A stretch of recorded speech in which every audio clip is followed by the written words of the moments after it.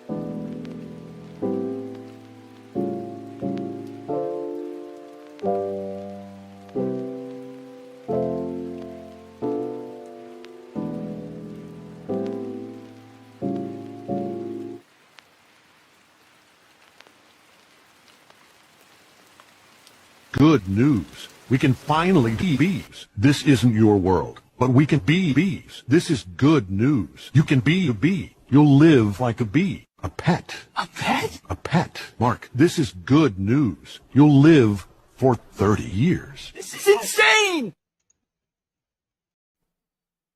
Hello, hello, testing, testing. Okay. Dang. Oh, technical difficulties this morning. Good news. Nope. There we are.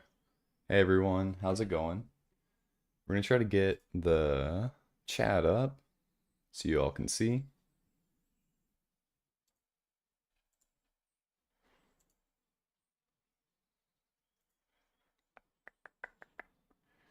Browser. Oh no. Good news. This is what happens. There we go.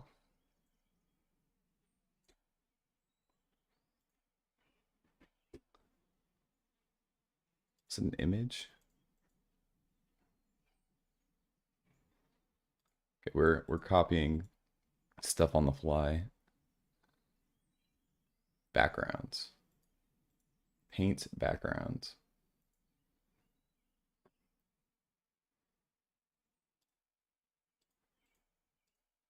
There we go. Switch that so it's much more visible.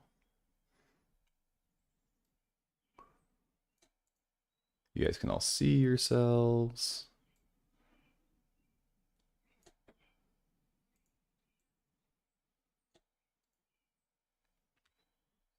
There we go. And it doesn't seem to be updating, so maybe we don't want any of it. Anyway, how's it going, everybody? Today we had a Gundam stream planned, so we're just kind of building. We have some of the instructions here on the side, and just gonna go through. I thought this would be a good way to like talk and do something at the same time. Just another thing that's like a little bit more, you know, less thought. We can go through that. I was hearing that you guys are talking about the internet hygiene stuff, so we can go through that. I can also open the Discord if anybody wants to hop on, and I can let you in, and we can talk at the same time. So let's do that real fast. Set that up. Just let me know if you guys are sitting around, so then we can get things moving.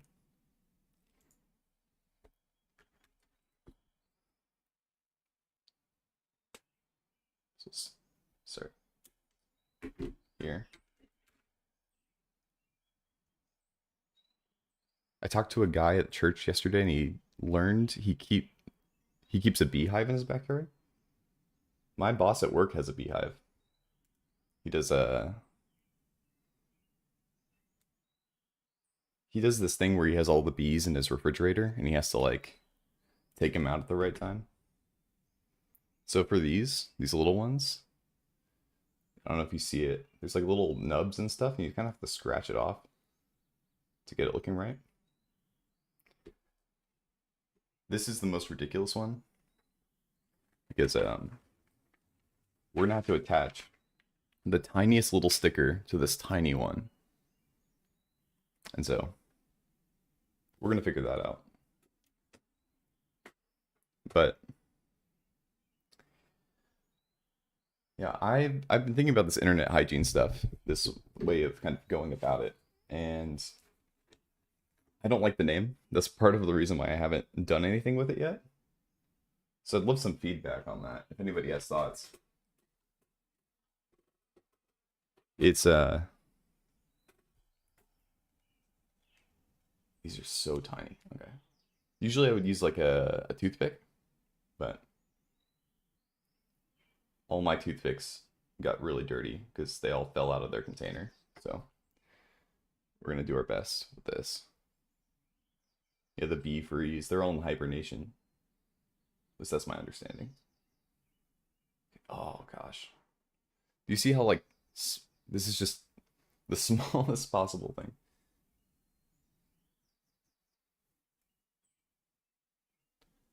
You read a Dr. Seuss poem about freezes on your channel? Okay, let me make sure I'm not missing anything on the Discord. Okay, good. On the side too, is this finally updated? No? Okay. I have stuff for videos if we wanted to do a reaction, but my thought with internet hygiene stuff has been that like there's a lot of pieces that you need to learn in order to engage well on the internet. I'm shaking. Is this upside down? Okay.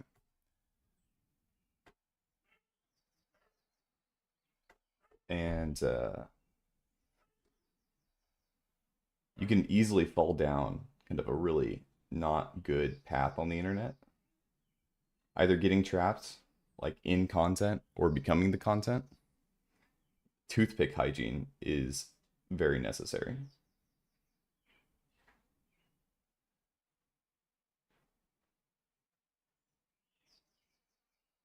Man, this is so small. Okay. I think it's probably good enough for now.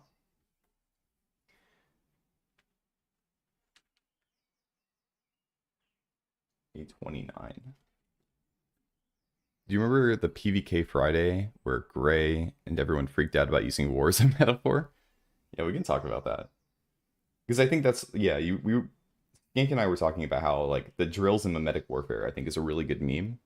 I just don't know how accessible it is, right? Because I don't know if people know what mimetic is, especially, you know, outside of TLC. And inside of TLC it's important, but I also want to be able to kind of at least have it be somewhat accessible outside. I'm trying to find 29 here. I can't count. 29's right there. Okay. And so that's a piece of it. But there was that freak out about warfare language, which I think is interesting. I think it's a concern about violence as a concept, but we use violent metaphors all the time. And it's just kind of the way it goes. Are they freaking out about mimetic warfare because it's bad or because it's important and it hits? That's a good question. We are working on the smallest stuff right now.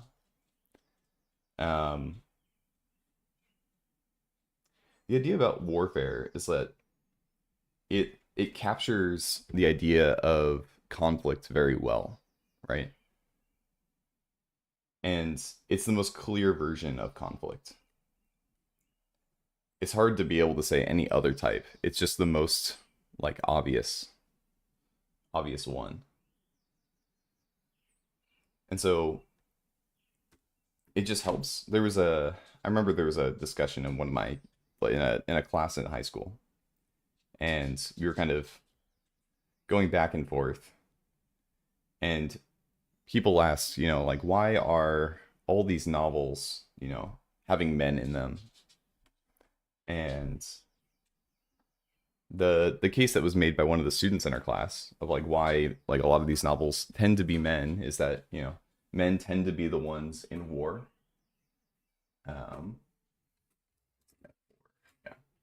Tend to be the ones in war, and war is just an easy conflict to display, right? Like it's just a lot easier to show a war conflict versus maybe a more subtle conflict. And you know, that's not good or bad, that's just like the way it's shown. And a few people got really offended by that, and they're saying like, oh, you know, are you saying that women's lives have no plot? And it's like, no, not at all. Like it's just saying that like some things are just easier to show than others. And war is one of these where it's just like really easy to show, you know, there is a conflict here. And there are rules and, you know, dynamics that are going on that you might not be aware of. And it's just used to display that. I don't know if we have another kind of metaphor or image available to us that's as clear, you could say. How does this even fit in? What?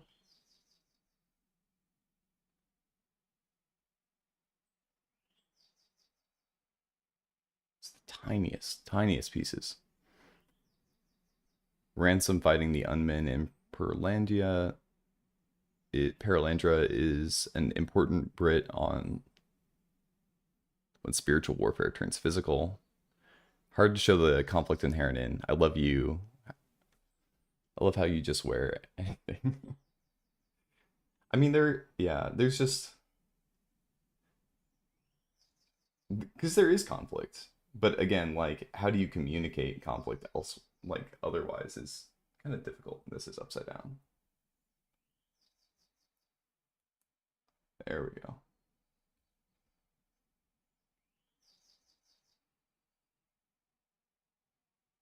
Okay. A6. So with like medic warfare, like Skank is getting at, like Christians don't fight against flesh and blood, but against powers and principalities, and it's using this violent metaphor to show something that's kind of deeper, which is, you know, we are using violent metaphors, but it doesn't really exactly make sense. in the context, but it's the best thing we have. Like, you're fighting against powers and principalities. You're going to be striving against spiritual forces. So how do we talk about these kind of spiritual forces? The Matrix is machine propaganda.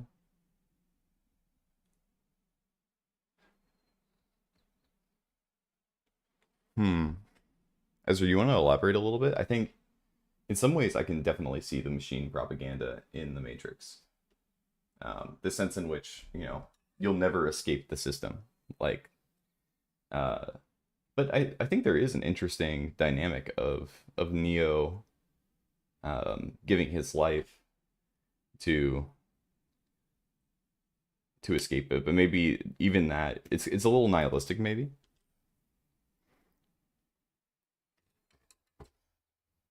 I think it's also partially that people don't want to confront real conflict as much as they do. Mean Girls is better known than the Heathers. Yeah, I think there's just two dynamics, right? Like, you have, like, on one end, you have the Michael Bay, like, over the top. Michael Bay may not be the best example, but Michael Bay, right? Like, over the top and violent. Up there with, like, Tarantino. And then you have something that's much more, like, subtle, like the other end of, you know, verbal conflict. But even then, we're using violent language to talk about it. Like, it's conflict. It's a verbal fight. Like, we don't really know how to escape the image of violence we're talking about. The one was supposed to wake everyone up. Instead, he's going to make the Matrix lit again. We can fly in junk. He's not one, but an anti-hero, anti-one. Yeah, I think it's tough too, because there's a certain sense in which, you know, what does it look like for the Matrix to be redeemed? And maybe it shouldn't be redeemed. But I think that's the conflict, is like, we know our technology is doing some bad things to us, but how do we do it better? Oh gosh, how does this even fit together? Oh, wait. There it goes. Hey Ron, how's it going? He keeps people asleep. Interesting. That might deserve... Actually, I don't know if that deserves a rewatch. I was pretty burnt out of The Matrix after watching that newest one, the newest remake. That was pretty... that was pretty bad. A22 is next. Where's A22? Or upside down. 22. It's one of the Matrix is one of the fallen powers and principalities. Yeah, so like one of these questions that I've had, and you know, the Orthodox I think have been the ones to actually process this, is can a demon be redeemed? Can a fallen angel repent? Yeah. And I think we purposely avoid this question because, you know, if you're wrong about it, that's not good, right? Like, it could lead to very bad answers. If you're wrong about it in the sense that you think that they can be and they can't. But if you think they can't, and they can, you know, that leads to less problems. You don't have to worry about that as much. We're going to need to put some stickers on this one, too. And this one's also incredibly tiny.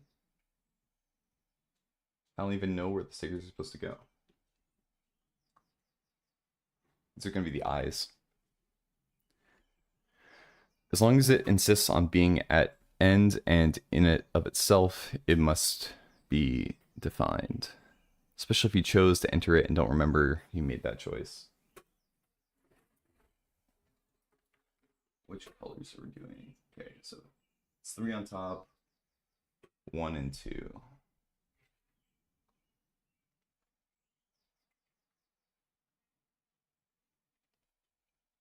Okay.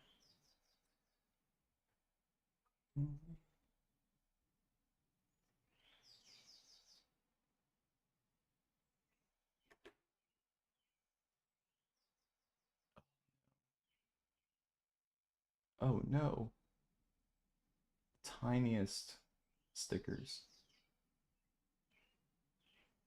I'd almost prefer some paint or something. They'll lose it. Oh no, it's here.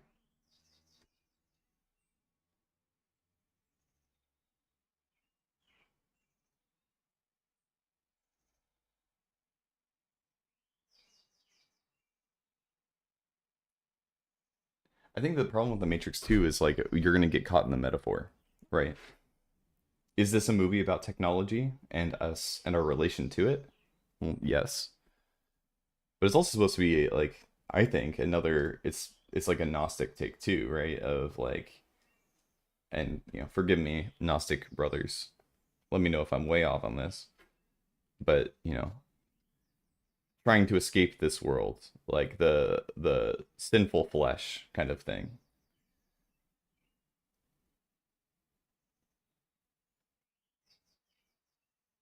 Oh, I should do this on camera still, but I think I got it.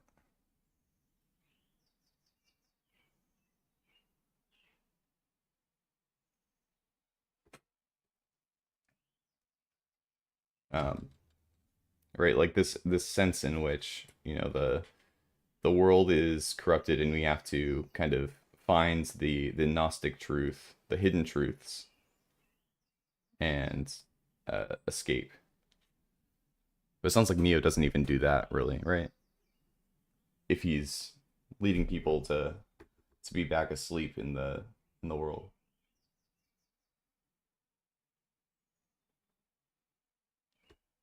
But I think every movie changes it, right? That's the other piece.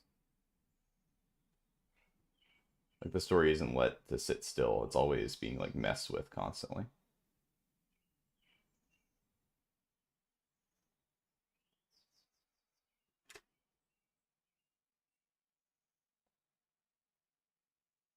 There was an interview I was watching about the new one.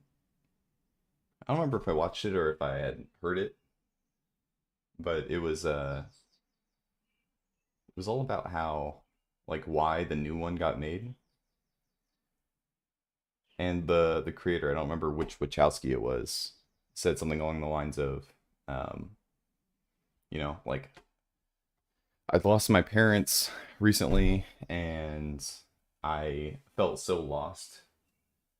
And Neo and Trinity were like two people I like that I had also lost, and so this was my way of bringing them back to life, was to make a new movie. I didn't want a sad ending for those characters because I couldn't handle it. And you just take people at their word, I guess, right? Like who knows if that's the truth, but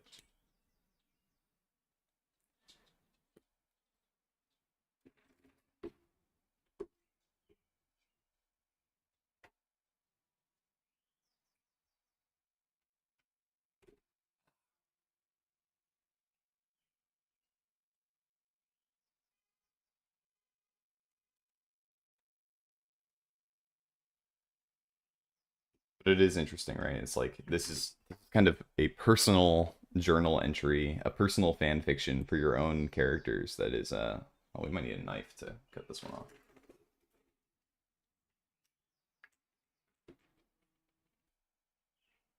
Practice knife safety, kids.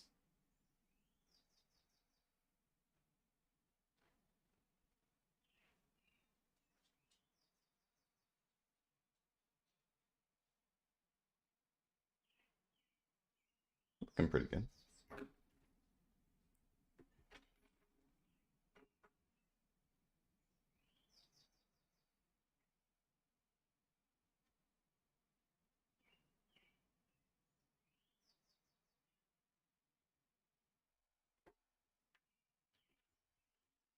F2 and F1 over here. Note the creator needed the Matrix to fulfill their desires that conflicted with reality. Yeah. They fell into the Matrix too.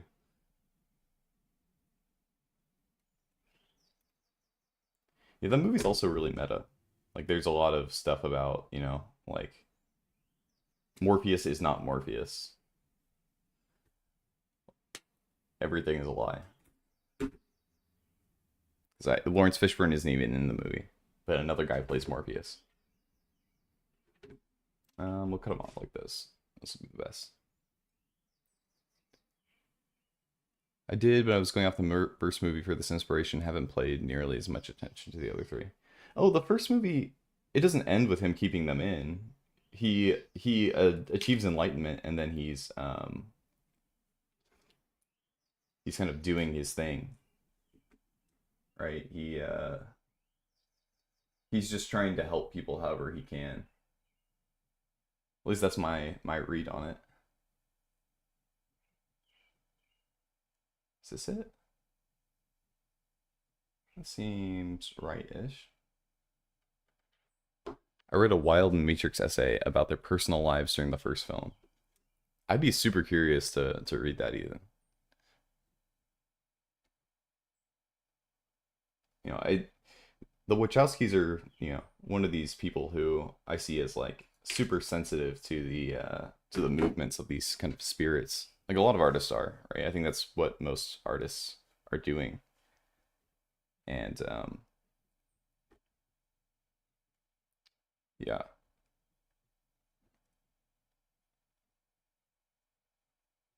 Got the head so far.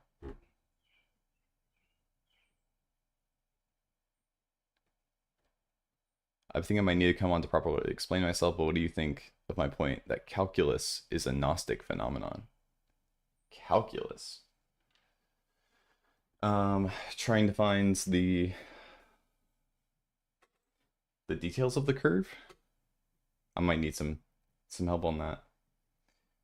But F3 and A33 and 34. Okay.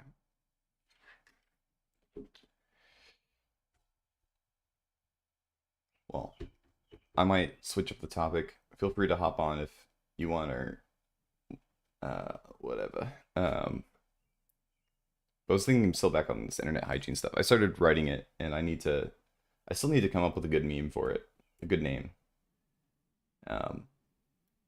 Internet hygiene feels really good, like in the mouth, but as a it evokes too many other kind of images that I don't think are quite right. Let's like take a shower or something. I'm like, that's not really what I'm trying to communicate. 33 and 34. 33 and 34 over here. But it's half right. Oh, hello. I can hear you. This is Afriel for everyone who, I don't know, who's on the stream. Welcome to the stream, Math.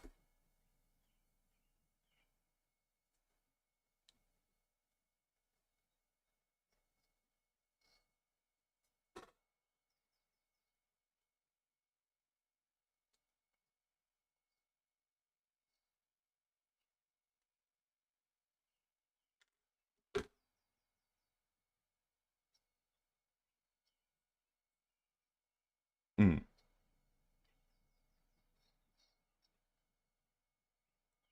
That calculus is a hidden knowledge.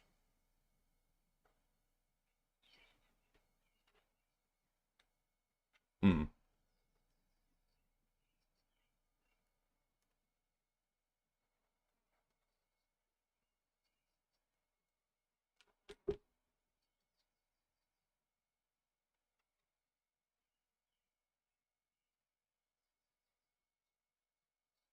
Yeah.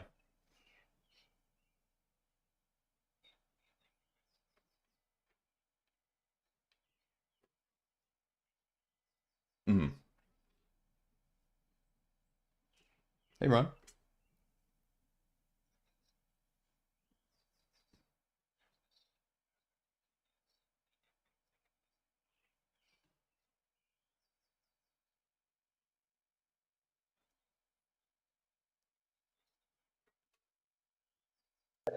nobody knows it again. Or it's Sorry, no one could hear you before, but now they can hear you.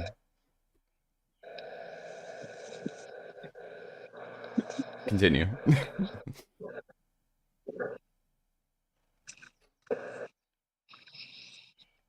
Af, you still there? Yep. So should I start over? Or... Whatever you feel like you need to say to get the idea going again for people who didn't hear the beginning. Yep. So, uh, Gnostic, they're both the, and you got to escape it, and then the hidden knowledge part of it. There's hidden knowledge that you need in order to be able to transcend. And I don't think that calculus falls under the you have to know it in order to transcend thing. I don't think there's deeper parts to that, but that's not what I'm trying to get at right now. So leave that alone. But there is an aspect in which it is hidden knowledge. Like it always existed within the universe, and then it wasn't until it was discovered, and then now that it has been discovered, it can be passed from person to person. And like I said, it's not like you need to know calculus in order to be able to go to heaven, but the fact that there is a kind of knowledge like that where the difficulty of discovering it in the first place is several orders of magnitude more difficult teaching it to somebody, that is, in my mind, an example of the pattern of Gnostic knowledge or Gnostic understanding. And so it at least shows that that exists or can exist in the world. Got it. Also, I'm sorry for chasing it off rather than checking it with it right away. Sorry, Ron. I just wanted to finish the thought. Also, I can't see chat right now, so you're gonna have to. Ron says he has no signal. Heretic threatened it with burning at the stake. No one's threatening that yet. That's good. So you're chill for a second.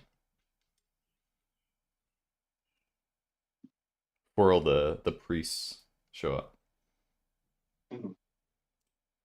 No one expects it when the Spanish Inquisition comes.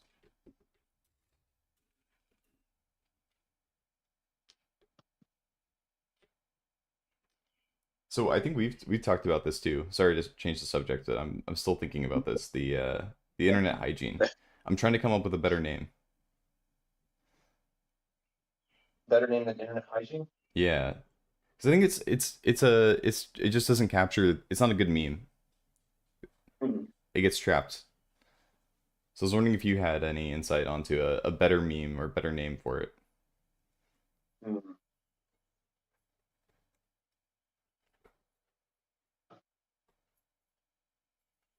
I mean, not doxing yourself, but that's well, let's talk through what the patterns are of like why you should not publish too many personal details of yourself online. Well, Is the fact that it's a little bit of that, but it's also the elements of like how not to become a wool cow and all that kind of stuff. Ezra is saying, Grizz was saying that hygiene evokes the disgust response, and there is a bit of disgust response that I am trying to get a little into. Like, there is a you should shower kind of feeling to it. Yep.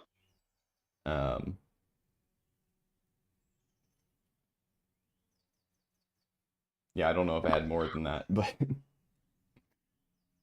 because it's what so you're talking specifically about the like you shouldn't be posting personal details about yourself on the internet thing, or is there more to it than just that you're like trying to get at? avoiding attention capture, how to identify, like rage bait, that kind of stuff.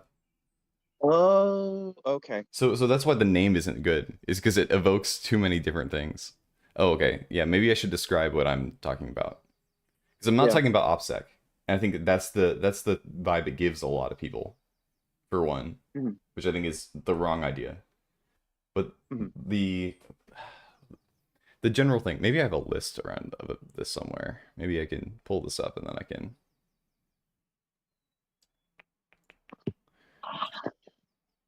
So the list of topics I have so far is what is the internet? How do I remain grounded and avoid attention capture? How do I discern the truth on the internet? How should I deal with Mm, trolls? Why should I understand the arena of the area of the internet that I'm engaging with? mhm. When I engage with the internet, who am I inviting? Am I making myself salient to others as a target? What is a lolcow? What are the pros and Yeah. cons of anonymity? Like, so those are a few different scattered ideas that I've had and was going to write about. Okay. Um, so one thing that's important, not just for internet stuff, but just life generally, that I find people don't think about very frequently is uh, whenever you're interacting with another human being, you need to understand what their intent is with whatever actions that they're taking. Mhm. Like people don't like people. Some people will do things just to like get attention and other stuff like that. But if you don't have a good model for what the intended outcome of an action is from a person, then it's like playing chess against somebody and they make a move, you don't understand it, and then they beat you because you didn't understand what they were trying to do. Mhm.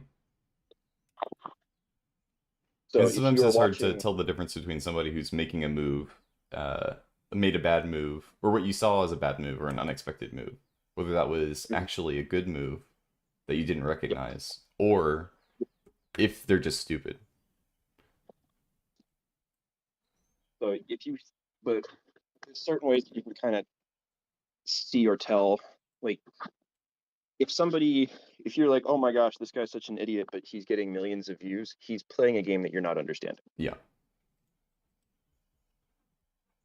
And so just having that sort of epistemic humility is really important of what is it that this person is trying to do. And if I think I know, but I'm tending to be dismissive of it, but that person is still getting results, even if they're not results that I would want, like you need to take another look and see if there's something that you're missing.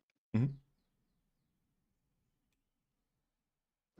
One piece too I wanted Yeah. to kind of dive into is this idea of, you know, the internet's made of a bunch of different players that are all trying to get something Yep.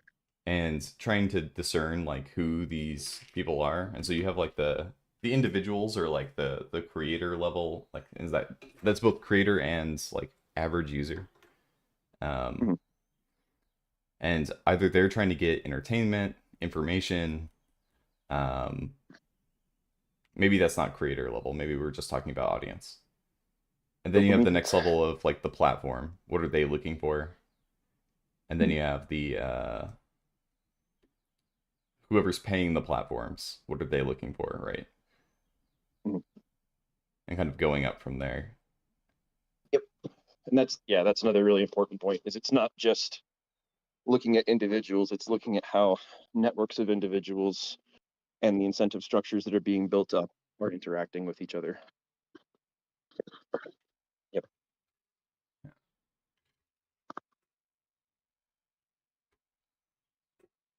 Slack is saying, I'm an idiot with 0 views. It's not bad down here. True.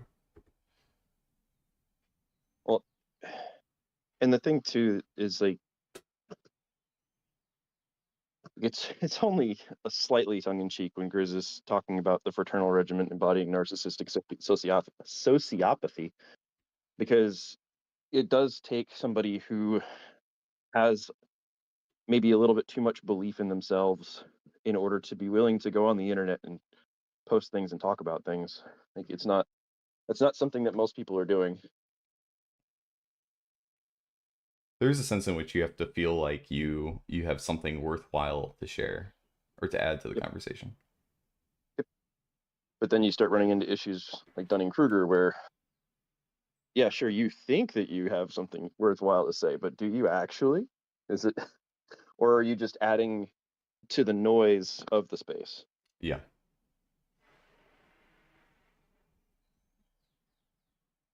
Like that can also turn into a cryptic self-doubt where you actually do have something worthwhile to say, but you're not getting responses if you're a smaller person, or you're not playing into these, because like a lot of people who are successful on YouTube are the ones who are playing into lizard brain dynamics. Like there's maybe some level of cognitive push that they're giving, but like the thumbnails in particular, they're not targeting people for thinking, they're targeting people for like reptilian doing. Whether that's sex appeal or big arrows or that weird smile that Mr. Beast does in all of his thumbnails. Like, There we go. The like weird AI generated looking thing. or like the mouth smile, but the eyes aren't smiling. Yeah. There's like a there's like a whole thing with the YouTube thumbnails that's part of what's kept me from getting into it. Is just that when I start looking at the lengths that people go to make a thumbnail, Mhm. you start reaching like a marketing level that's just it feels way too far. Yep. Well, and it comes down to what is it that you want and what kind of an audience are you trying to cultivate? Because if you're somebody who is just trying to make money on YouTube, then you beggars can't be choosers. Like you can't try and target a particular audience. You have to cast as wide of a net as you can, so that way you can get to numbers where you're actually getting enough revenue to be able to sustain the business. Mm-hmm. But if you aren't beholden to that, like TLC, you can kind of just do whatever you want, and then it will cultivate a more particular audience. But then you run into the problem of, can you actually make that into something that's financially viable? Well, and is that what your goal is, right? Well, yeah, and is that your goal? Is that, or is this something that you're happy to have be a hobby? Um, like, but that it depends on where you're at with it and what you're thinking about it. Like, I don't have any delusions. I'm probably never going to be profitable, quote unquote, with the stuff that I'm talking about, but it's satisfying for me to just get it out and have other people who I can talk to with about it and not go crazy in my own head. And I'm guessing it's like, because you've mentioned before that like you were overwhelmed by people that you didn't know coming into one of your streams, Yeah. and like, yeah.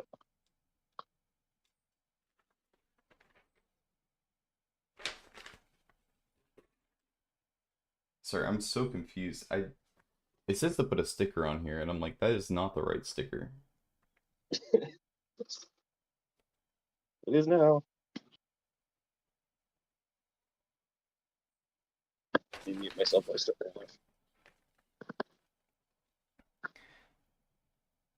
I think one of the things that's really interesting to me that I'm wanting to write a bit about is like I don't think people think about the relationship between the platforms and the different entities that are kind of moving on the internet, and it's like what they're looking for. I think the idea of these like attention seeking companies, like attention is what marketing is all about. And so, all these companies are trying to find your attention because they found that it helps them. They'll make money off of it.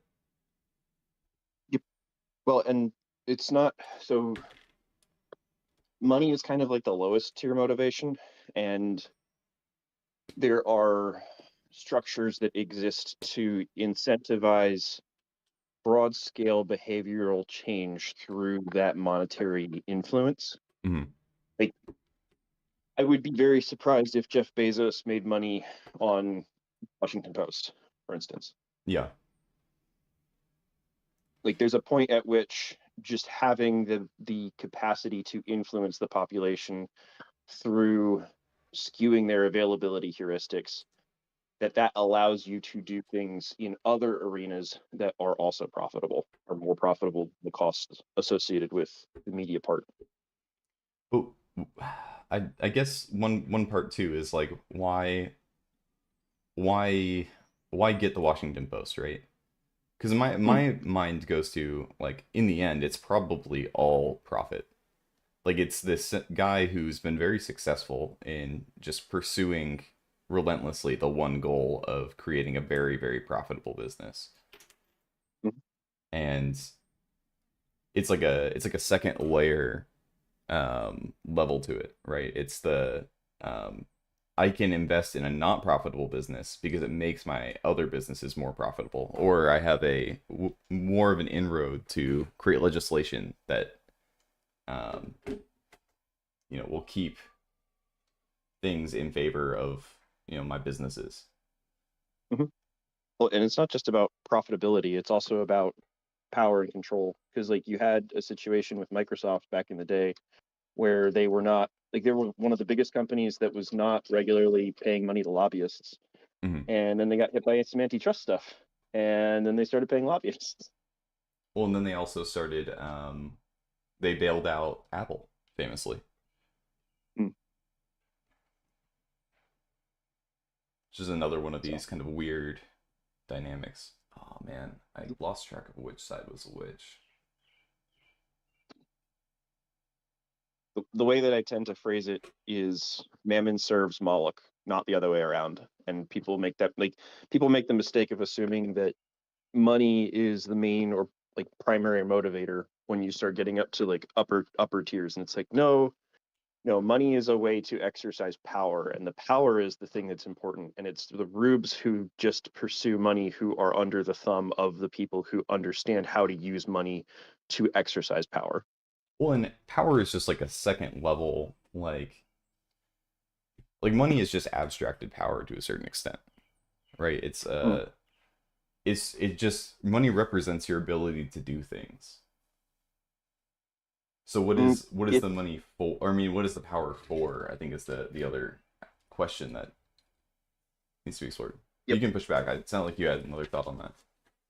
No, well, just that money is this sort of fungible, crystallized form of power. But you're exactly right that if you're just hoarding it, then it's not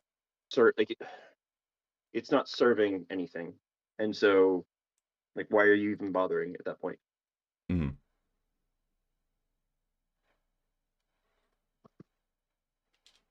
Like sure, you can then pay whoever to do whatever, whenever, but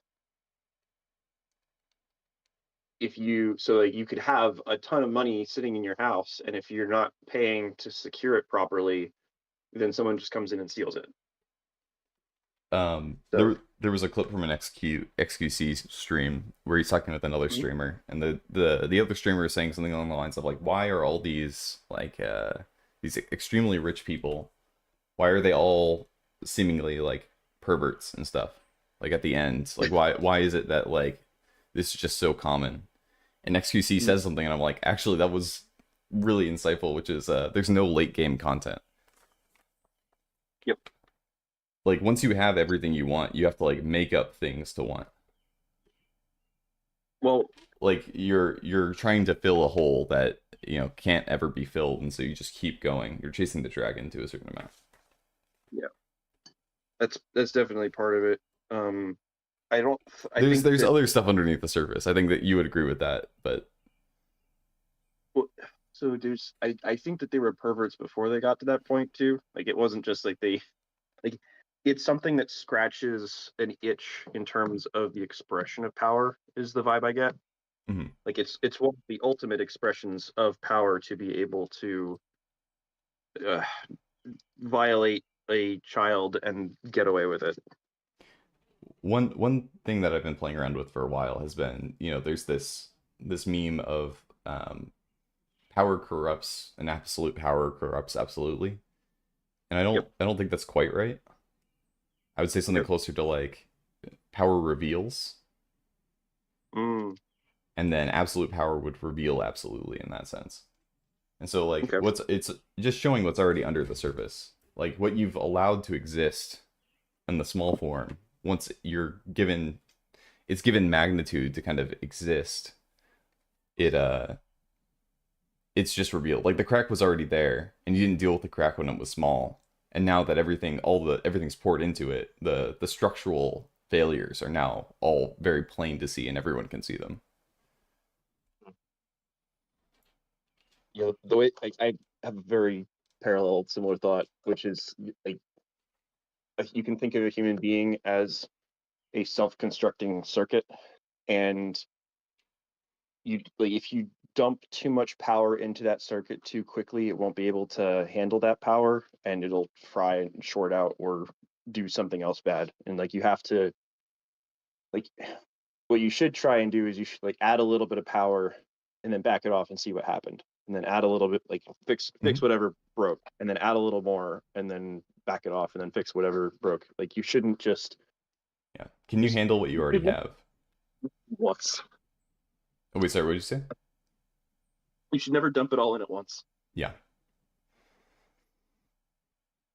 And I think that's the problem is we have this sense in which, you know, it's easy to valorize people who don't have power, I guess, because they haven't been given a chance to reveal what their, you know, how they deal with it. And so we think that if we just put somebody else in, it's all going to be fixed. And the problem is like it's not going to be fixed. It's Nope. you need more. Well, and I think that in some strange way is why us as humans do not have generally full access to the full power of the divine. Like you would not be able to handle that. Mm-hmm. You're not ready yet. The whole point is that you learn what you should be doing in a much lower power environment so that you don't hurt yourself or other people. And then once you have figured it out, once you've demonstrated that you understand how to properly comport yourself, that's the full access to the full power of whatever it is. Mm-hmm.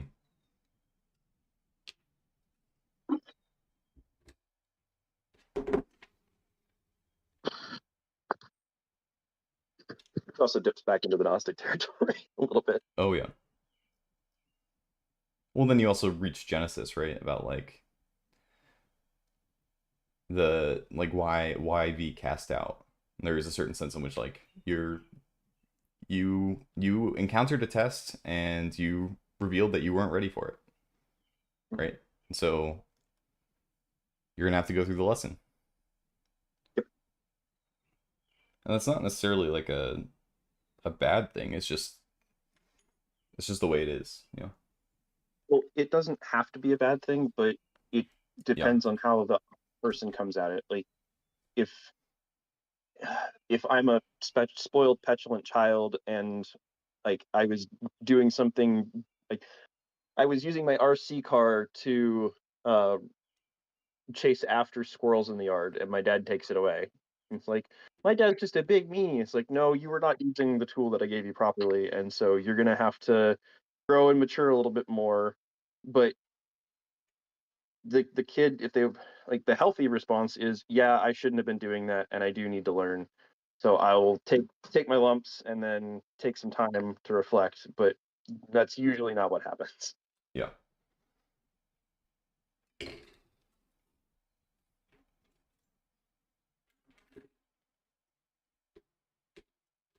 Instead, you get humanity trying to do things like create the Tower of Babel, and God's just a big meanie who doesn't want us to be as powerful as he is. Brr.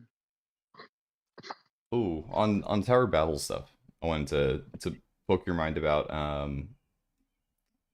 LLMs and like this idea of artificial intelligence real fast. Mhm. I've been thinking about how, and this is what particularly frustrates me, is that LLMs are not artificial intelligence, right? Like they're No. not They're not a thinking machine in the traditional sense of how we would say that.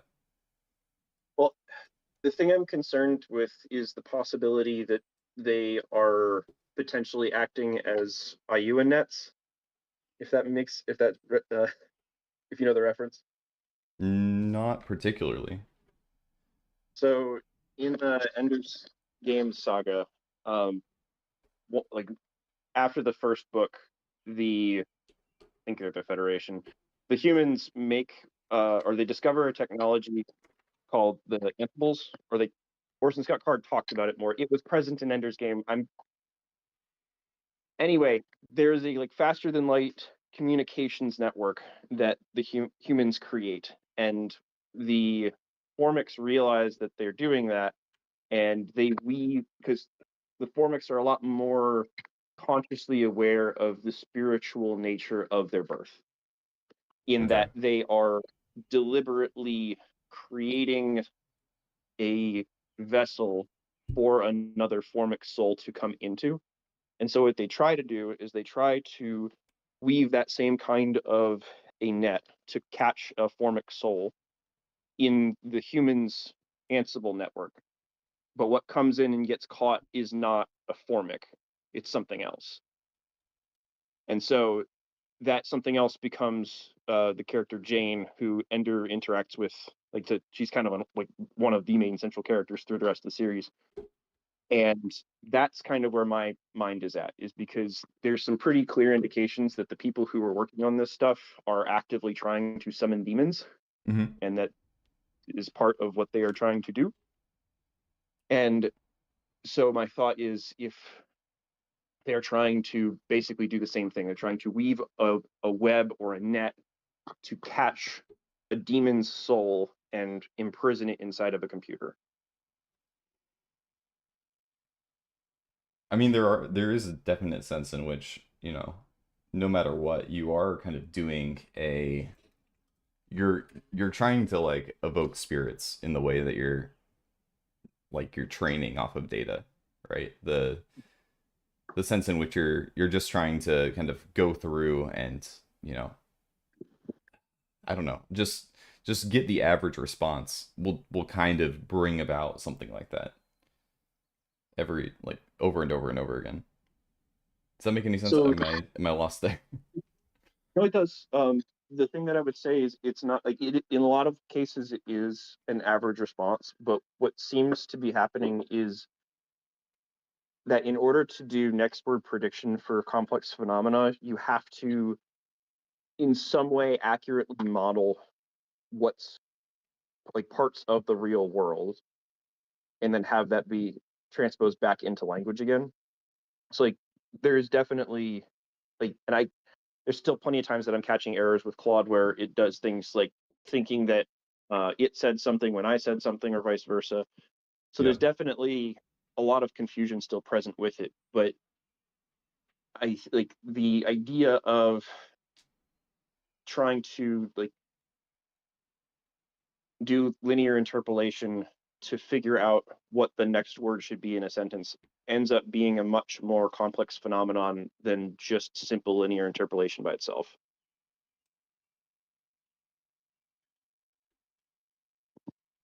I guess the part that I was thinking about with all this was that it seems like something's a little off in the sense that to me it's pretty obvious that this isn't really what artificial intelligence is promising. Hey Mark, how's it going?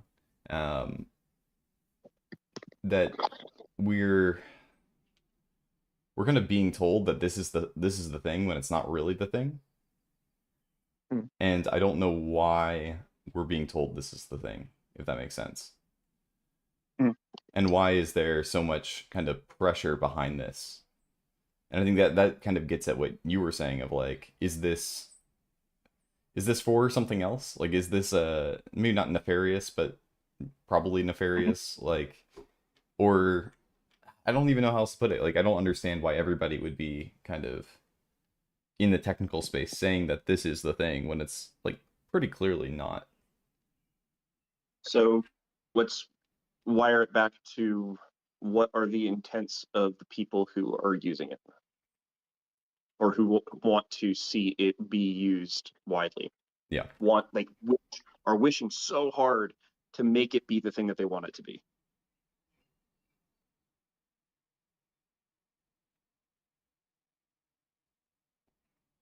I mean, like, proliferation does mean that they're in control of the thing, right?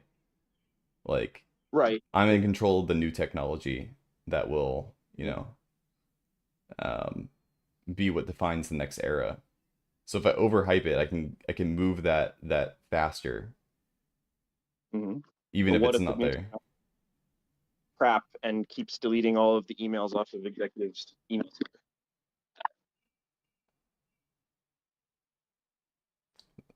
I mean, yeah, that's the tough part. We're like, I Like, know it doesn't matter if I'm you're, still stuck on the level of like, yeah, I don't know. let's say again.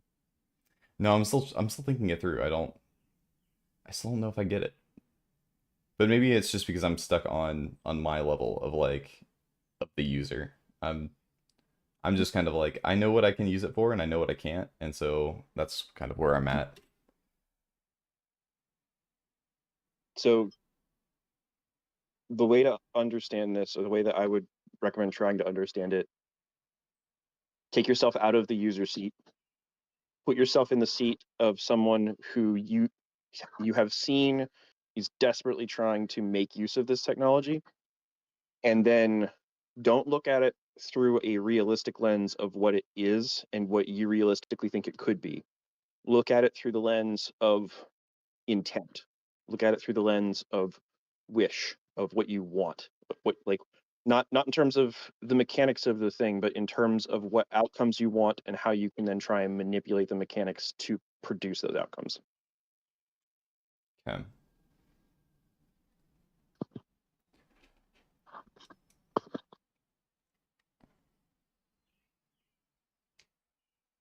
I mean, I think I come back to control. Like control is a major piece. But again, with the system failures, it's kind of still hard to see what I don't know. Everybody wants this to be the thing that will solve all of our problems, or at least that's how they're selling it. Which problems? Uh, Everything, environmentalism, um, geopolitics. I guess how it's being sold at least. More specific. Um, well, Kojima gets at the political one where it's like if we can just get the average of what everybody believes, then we have our democracy.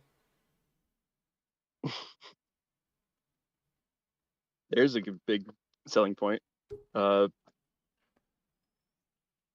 Men delegated their decisions to machines, but all that really happened was that they delegated their decisions to the men who ruled the machines. Yep, Something like that. exactly.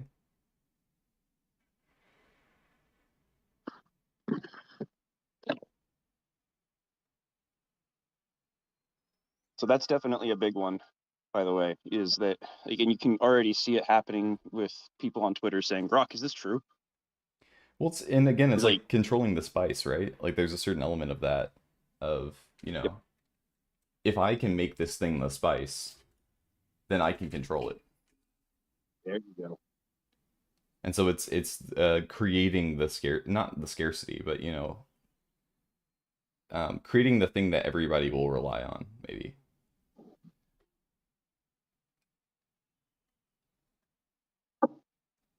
Yep.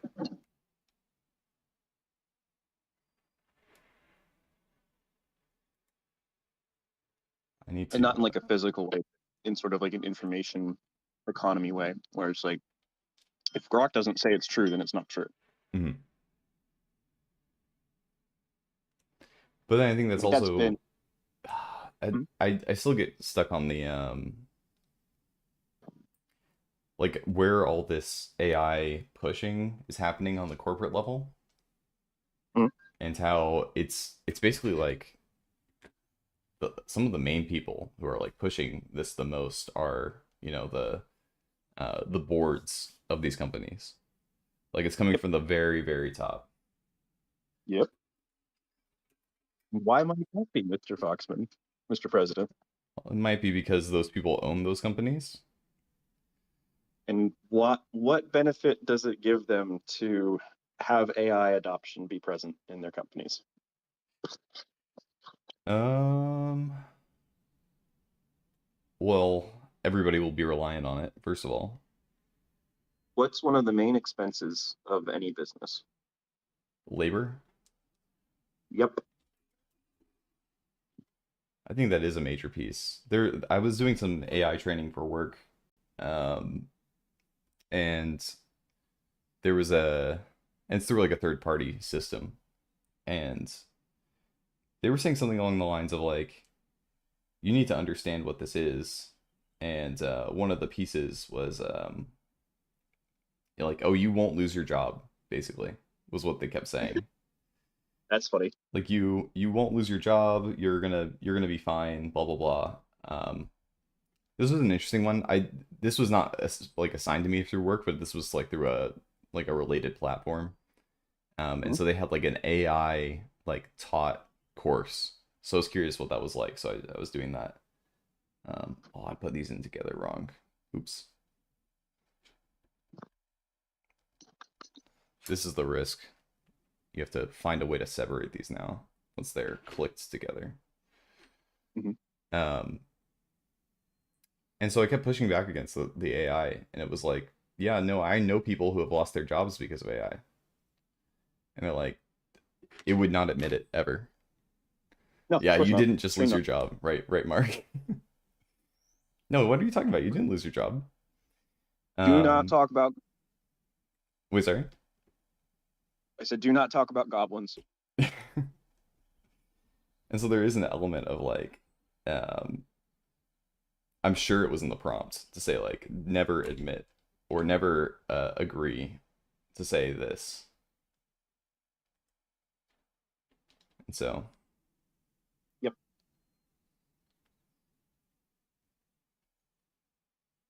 That's the intent for like most of the low level incentivizing. The thing that is causing so much of the adoption push for this is that it's being sold as this panacea of like, you will not have to have any people in your company. You can just have a super cheap AI that does everything for you, and you won't have to pay people anymore, and you'll be able to make oodles and oodles of money. well, even you might be replaced, but you own the company, so just free money That coming in. they don't think that they'll be replaced. I I mean, okay, so I think about the CEO of my company, right? That I work at. And he owns a significant amount of the company. So even if he was replaced, it would just be free income for him. He could just kind of, be on vacation all the time. The AI could give him an update on where things are at, and then he can just kind of, whatever. That's assuming that the owner structure wouldn't change significantly as a consequence of the employees going away. That's fair. Like there's things that have knock-on effects that people do not anticipate, and it's like the people who are in those positions don't seem to understand that there are people above them who are also looking to replace them. Did I mess this up again? Gosh.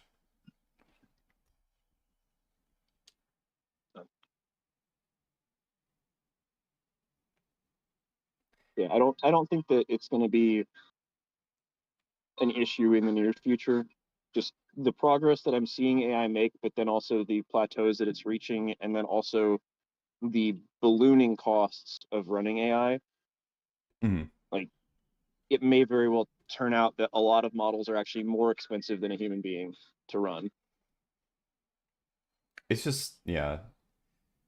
The data centers, I think, are another piece which is like, I don't know if anybody wants this anywhere near their home. Yeah. Well, the main thing is like one, you can't trust it because there's too many instances of agents going rogue and doing crazy things.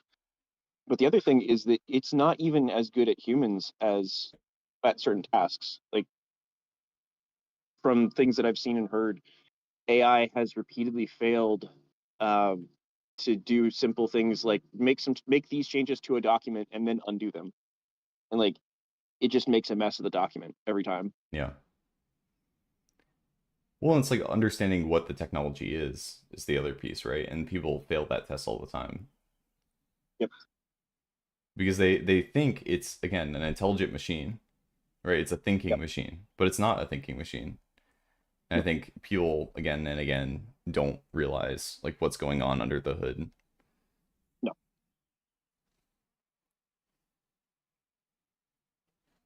But why would I need to know what goes on under the hood? You know, I don't know how my microwave works. It's a black box that gives me what I want. Why would I bother questioning it? It's like those cookbooks. I don't know if you've seen them back in the day. They had like microwave cookbooks when that first came out. And there's like pot roasts and like just pictures of those like just glorious roasted vegetables on the front of the cover of the cookbooks. Mm-hmm.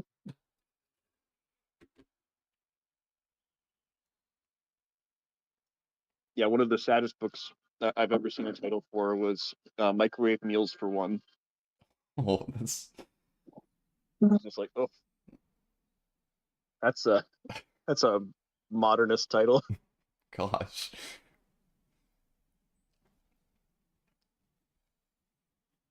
Oh. Oh, did I forget a sticker? That's another. I don't think people realize how much like the world that we inhabit is just completely constructed by wizards for the most part, and like the way that people interact with things is very much as though it were magical objects that or magical artifacts that do the things that they want them to do. Well, I think one thing that like one meme that has been really helpful has been the I forget what they're called, but the guys from 40K, Warhammer 40K, the tech priests. Mechanicus Adeptus or whatever. I guess I'm trying to remember myself. So I will take your word for it. But the sense in which like you don't really understand the technology, but like I have the written record on how this is supposed to go, and so I'm just gonna kind of follow it as a holy script. And that's kind of the way that we're going to go. And you can see that just even in the way people use technology. It's like, I don't know how this works under the hood. I'm just going to do the thing that has always worked. I'm going to, you know, press the start button 2 times or whatever. And you just develop these kind of, man, I hate it. I sound like an atheist, but like the superstitious ways of using technology. Well, and the frustrating part is that most people don't even have much curiosity to try and like dig into and figure out what the misunderstandings that they're having are that are causing them to improperly predict the behavior of the technology that they're engaging with. Like they're perfectly happy to just have it usually do the things that they want, and then when it goes wrong, the stupid thing doesn't work. Yeah. Like it's very rare to find somebody who is enough of a nerd to like want to dig into the nuts and bolts of the thing and actually understand it to the level that they can be like, oh yeah, you just do like flip this variable and it'll fix everything.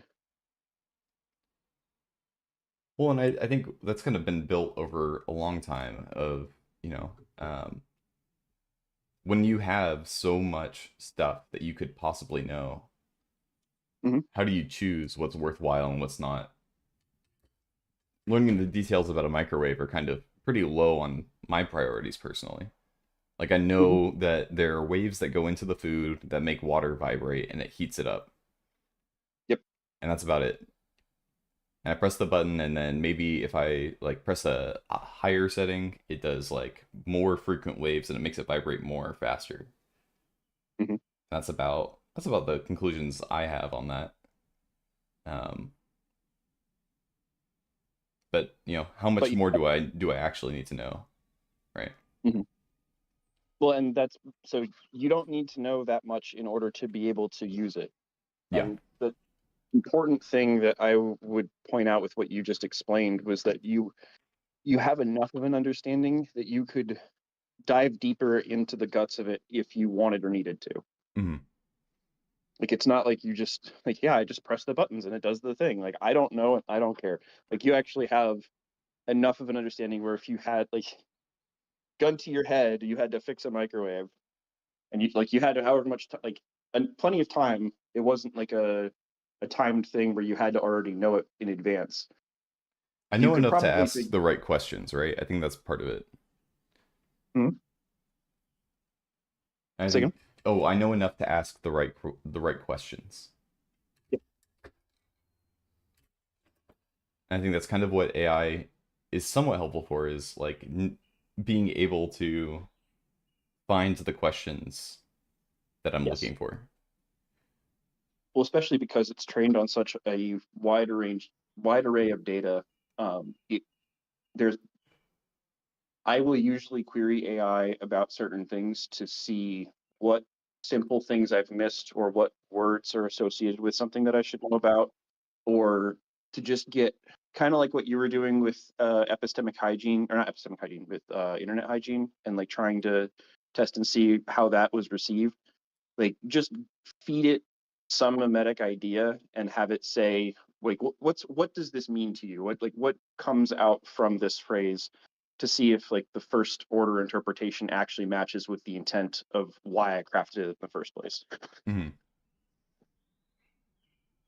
Sorry, I should look at the chat again. As we're saying, constructed by wizards. Slack says, curiosity is heresy, brother. Suffer not the heretic. Christian Baxter gives a heart.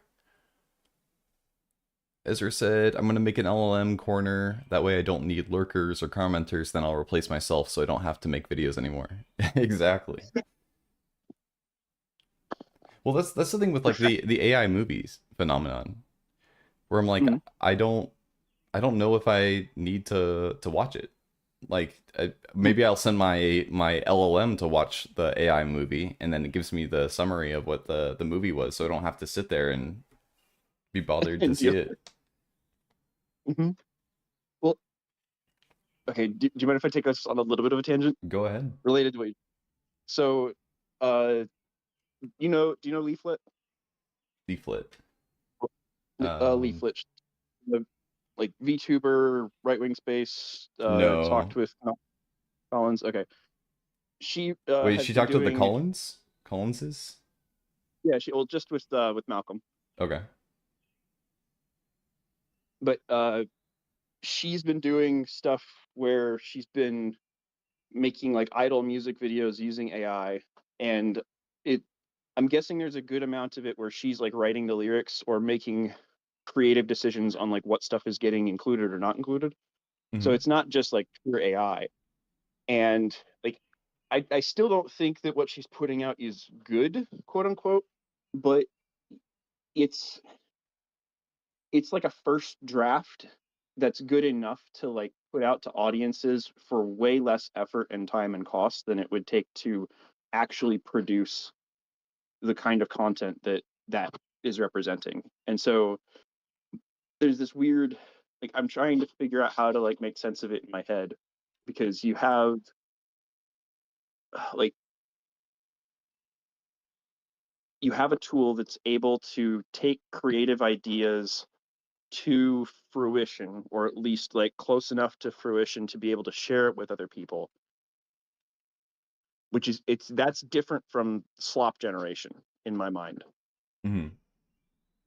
But also it's a little frustrating to me because it's like you're doing this generation, you're creating this thing, but then you're not actually like taking it the whole way. You're not actually making it into, like, because it's still bad, right? Like, there's there's a level of amusement that you can get because it's like, oh yeah, I see exactly what you're going for, and what you're going for is funny, but that's not quite art.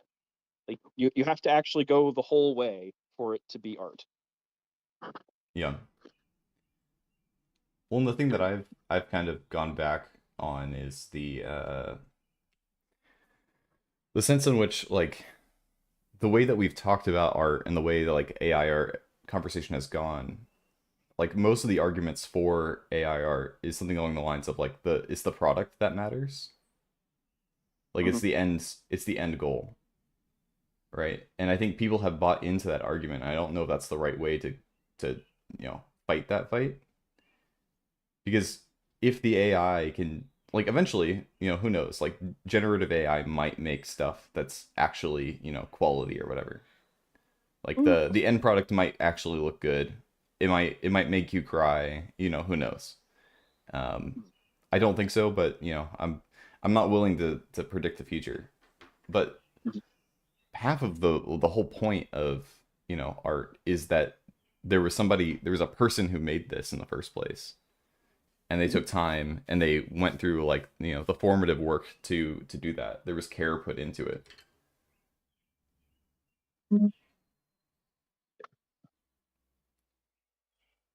What do you think Let's about say that you. argument?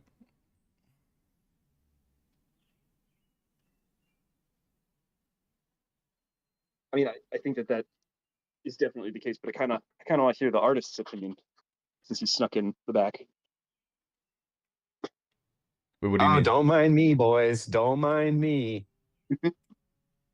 How's We it going? have a wild McMo. Yeah, I was enjoying the conversation.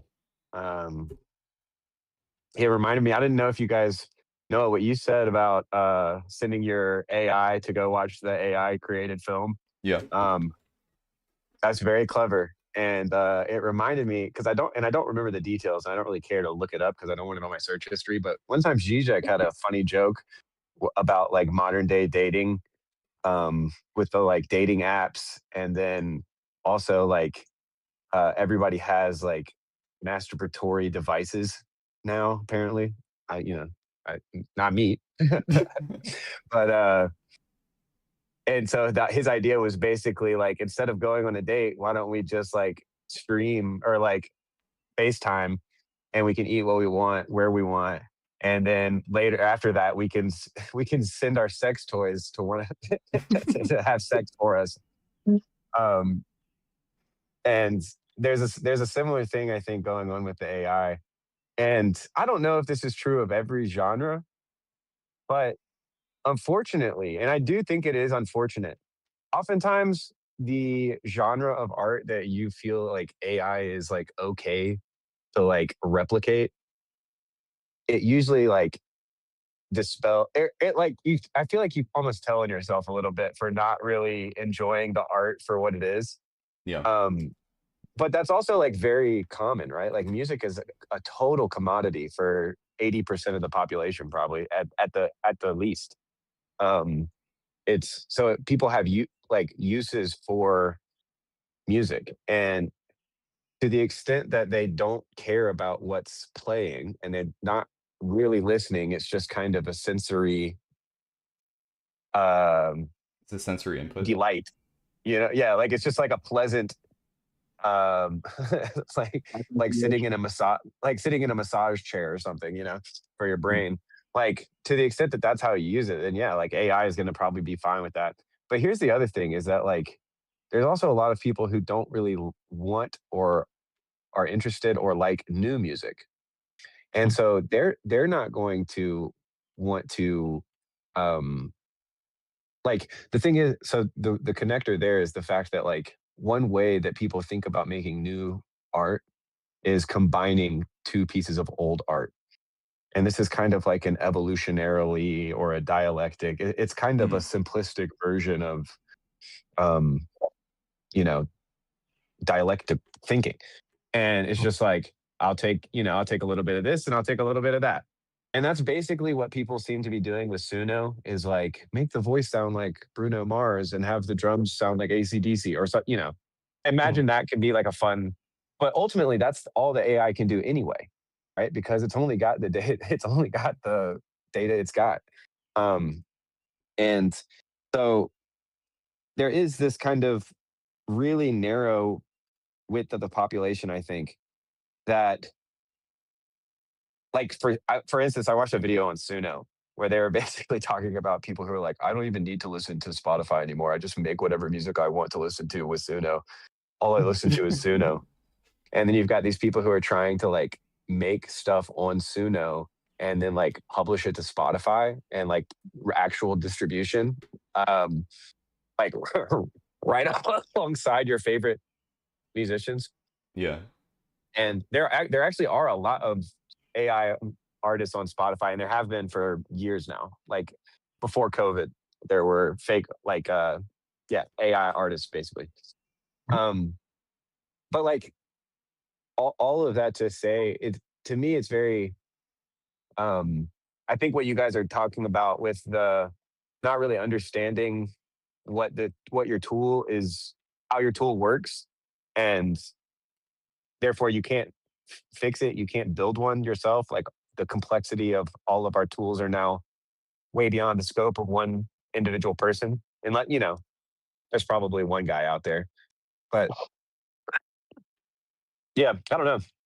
It's interesting stuff. I'm when I jumped in, I didn't quite catch what you guys were disagreeing on, so I don't know if that settled it or if I've chosen sides or what. But that's what I got. Well, it definitely added to the conversation. Yeah. I'm curious, Mo, what is your opinion on Vocaloids? Vocaloids? What is Vocaloids? Like Oh my- Hatsune Miku. I don't know what that is either. What? Okay, so it's like Is it a robot voice? yeah, basically. it's kind of like a synthesizer, but it's like a voice. Oh yeah. Oh yeah. Okay, I know what you guys are talking about. Yeah, the Japanese. Yeah, that stuff is pretty cool. But it's pretty cool because it's in the middle of the uncanny valley. You know, it's like it's interesting in that way.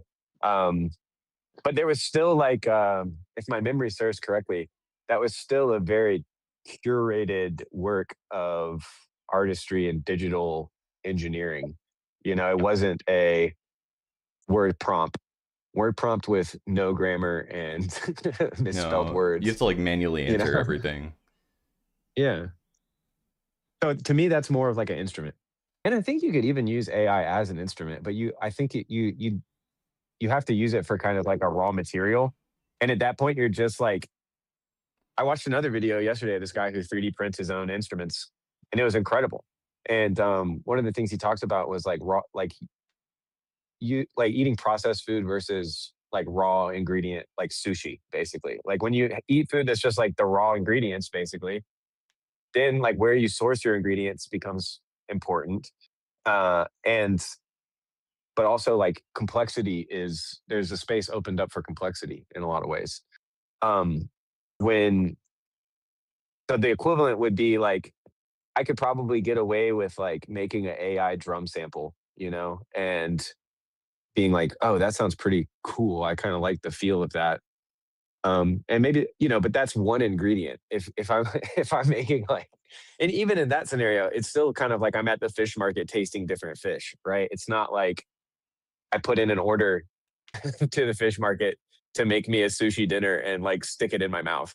You know, like there's something. There seems like a, you know, one is like a curated artistic expression of the individual, and the other is a kind of it's not an expression of the individual. It's kind of like it's an act of self-service or something. You know, it's very weird. It's like it's the equivalent of like you know, dealing with the robot at McDonald's or what. Like you just now you no longer interact with humans. You just interact with machines. Mhm. You know, that's the kind of thrust of it. It's you know, it's not good. I think that there's going to be a lot of AI horror stories. It's crazy that we haven't heard that many, but you know, it's like maybe it's still, I don't know. It is You possible that haven't it heard could be that very many? helpful for like it could be very helpful for like schizophrenics or something. Maybe that could be that could be the case. I don't know. You know, there could be really great helpful things going on, but it's also like the trade-offs seem obvious to a certain extent, but it's also like, you know, there's a sense in which we no longer need, I mean, I don't know. I can't think of a good analogy, but it's oftentimes when something gets like mass produced, which is what kind of AI is in some sense, um, it's kind of using the mass production for the mass production or something. Um, but there's like a, it's just, it's just the easy way out. You know, it's just another example of like uh, comfort and ease. Like we are willing to settle for like we're constantly as humans willing to settle for less quality if we have to do even like not that much less work. You know, like we can do a little bit extra work and get like a 10x quality, and we're not willing to do that. We'll take the less quality if it's like less work, you know. And I think that that's that's kind of typical human nature, but it's also it's more and more of a liability the larger and larger the apparatus that serves all of our wants and needs gets. The Here's a question for you, McMo. Are American humans, can we be thought of as mass-produced products? Um, Probably in certain ways, and in it at varying degrees of us. There certainly is a desire for an American herd. You know, there is no longer any frontier whatsoever, and it's time to break up the spoils and split the tribes so that we know who's who. You know, there's certainly that feeling in the air. Um, American humans mass produced. what do I need to donate to get Well, Foxman to I don't think. react to the unheard Dawkins Claude AI article? I should do that. Ooh, I didn't catch that. You're yeah, I know your machine's probably doing a lot, but your Do I need to move my audio mic quality, closer? Hello, yeah, hello. your audio quality in Discord is pretty rough. Um, Uh,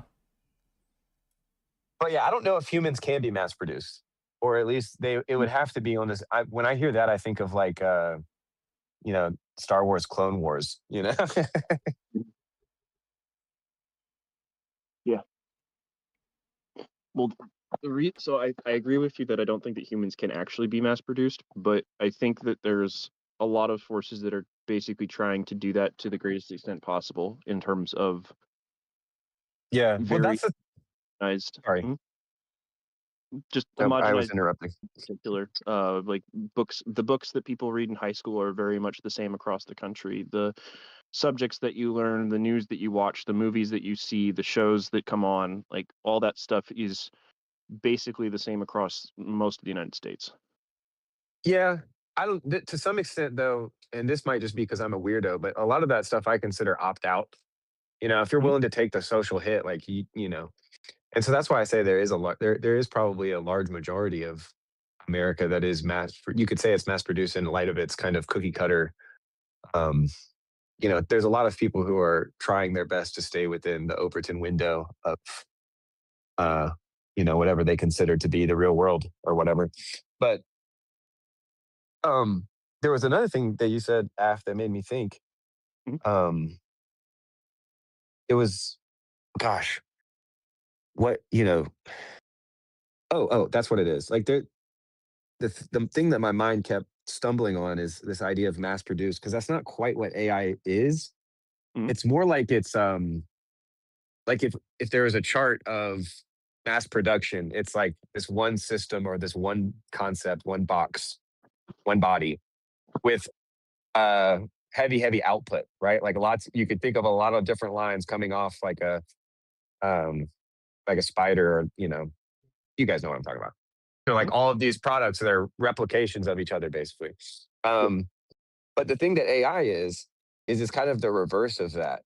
It's kind of taking a little bit from every single person who's ever typed something into a computer, and uh there's this like vampiric sucking sound that you can hear from the AI, like stealing all of the best of us. So there's a weird there's a weird aspects where like AI is not actually producing anything. Mhm. You know, it's kind of just rearranging stuff for us. Um, What you know, is the hold between rearranging and true generative creation? that's a good point. Like, how to what extent is production just a rearranging? But there, you know, I do think there's a kind of this isn't probably the best way to argue for it, but just to kind of point at it, I do think there is a kind of branching forth that is like that is somehow kind of directly tied with life, right? The that you know trees grow up from the ground and their branches come out from the trees, right? And yes, there is the kind of the roots suck, I suppose. Um, but there is this kind of blooming, you know, there's fruit.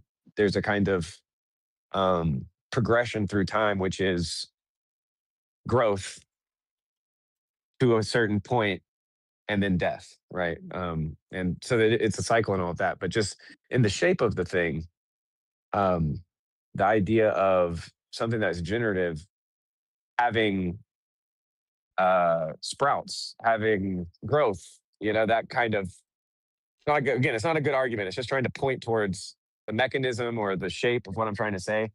Um, because there seems to be a kind of if the metabolization is artificial, right? Like it's kind of you could imagine a fake cow eating fake grass, shitting fake poop. And like at what point is something real actually happening? Like at no point, you know? And you know what?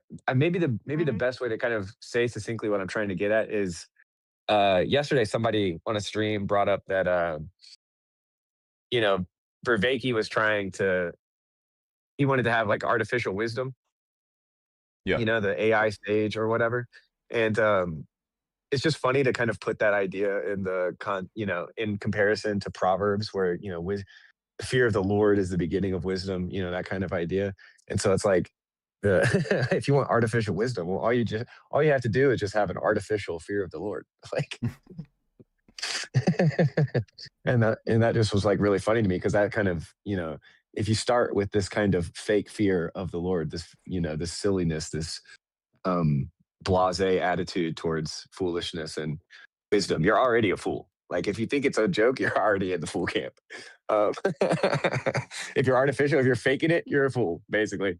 Wise people take wisdom seriously. That's kind of an obvious tautology or something. And that is so obviously also the opposite of whatever the AI is doing. But it reflects poorly on humans because of how much we're failing the Turing test. You know, that's to me, I think that's basically what I'm trying to grapple with is just the like, oh man, there's a whole category of people out there who are just failing the Turing test every single day, all the time. And I think the Turing test is the wrong test. That's part of my thought too.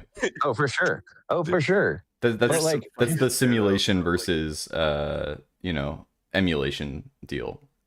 It's like So there's oh, go ahead. no, you first. Sorry. Oh, what I was just I mean, saying. they had pet rocks in the 70s. But my thought is just that you know, like simulation versus emulation. Are we just trying to Turing was asking like, can we be tricked enough into thinking that something is a human? But not any real question about like how to test intelligence. And I think that we're kind of settling for the minimum thing here. Like if you really were wanting to make something that was like innovative, like that's the direction you'd go. But So there's two ways that I would say that like, or two ways you could interpret the idea of somebody failing the Turing test. One is that they can't properly discern between robot generated and human generated content, and the other is that there's not an actual human being knocking around in their noggin. So, like, and to me, that's I think the more interesting question is how many people can't really be called fully people, like haven't like, and not just like say that they shouldn't be treated as having a divine spark in them, but that Maybe they're not fully formed. they're not fully formed. That Yeah. they have more Yeah. growth to do to become fully human. Well, you know, and it is funny. There, much was made about the social media with just the Claude bots or whatever. Mhm. And I remember people posted it, and I was like, "Have y'all been on Reddit? Like, Mm. Reddit full of NPC tier bots? comments. Yeah, Reddit full of bots. Whoa, whoa, whoa! What? Well, bots and then people who make NPC tier comments. So it's just Well, exactly.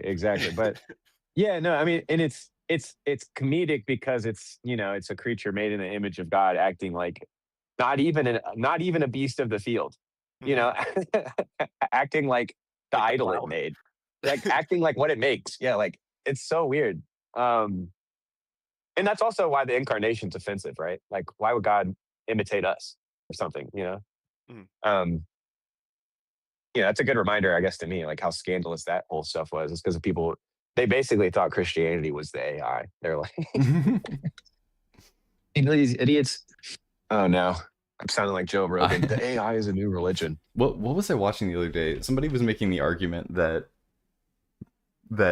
Zeus worship was the original atheism. And that, Oh yeah, that was JD Lionheart. yeah. That well, I thought it was an interesting point. I didn't finish the whole video, but I don't know. There's the point was that Zeus was an atheist. That that the gods that were above Zeus, quote unquote, because Zeus was mortal too, right? Like he was born, but that like to have your kind of supreme being be utter chaos is basically just atheism. You might as well be an atheist at that point, because a god that is pure chaos is no god at all. It's just chaos. It's just the void. You know, it's just it's ever decomposing itself. Basically, would be the argument. I guess what I'm coming back to though is just that like everybody just keeps accusing each other of being atheists. Like the Zeus worshippers were the ones who originally accused Christians of being atheists. That's right. Yeah. No, It's like, you're the no, one who was. You're atheist, the real though. atheist. I'm like, no, you're the. Just chill No, out. you're the one Just... who's accusing people of being atheists. No, I would never accuse an atheist of being what. No, Afriel, you're the atheist. We all know that. No. Heard it here first, folks. Afriel pilot student. He's the new atheist. I'm a theological weirdo, but I'm not an atheist. The one horseman of the new atheism. Oh my gosh. Oh, let's read some. Where was the? If I'm a new, then where was the new? That's like Alex O'Connell. Oh, yeah, okay, that's Alex O'Connor, and the dude who popped in the TLC for the Atheist Church Auditor. Okay. Yeah, Heliocentric? those are the new atheists. We have two-headed. There was now we just have two horsemen, unfortunately, and then a whole lot of Muslims running around. And then, but you, Afriel, you could be the one horseman. You know, one horseman. We have some comments from chat real fast.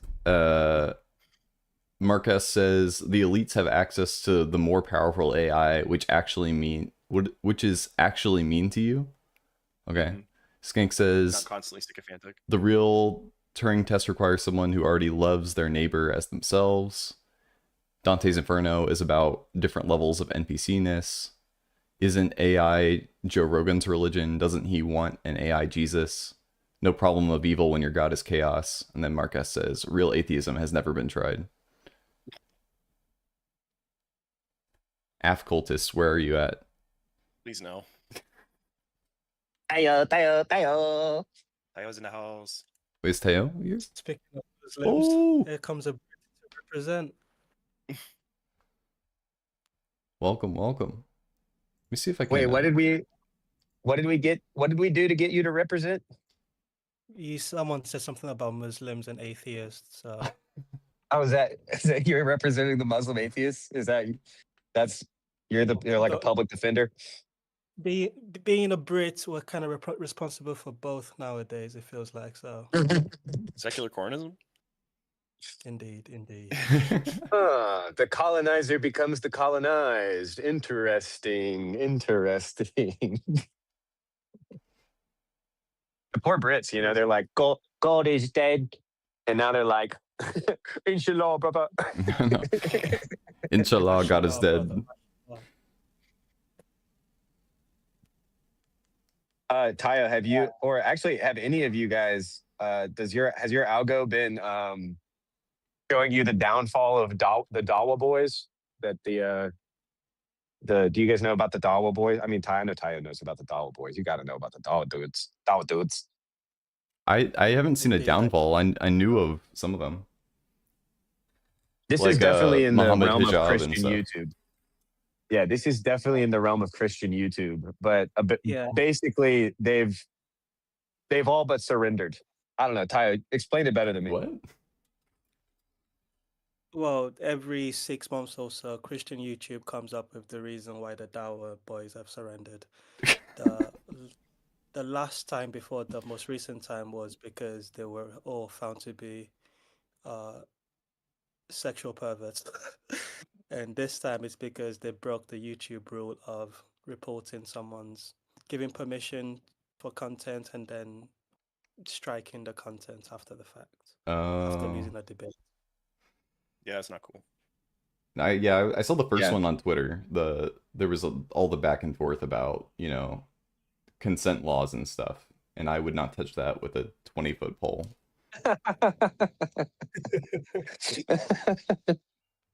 Wise move. So you heard it here first, folks, that President Foxman will not touch a Muslim person with a 20-foot pole. Unclean.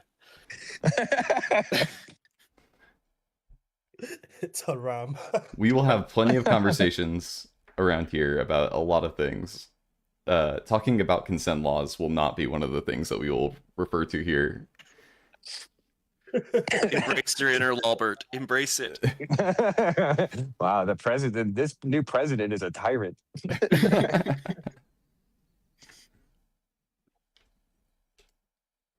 Yeah, that's how you know this isn't fundamentally a libertarian space.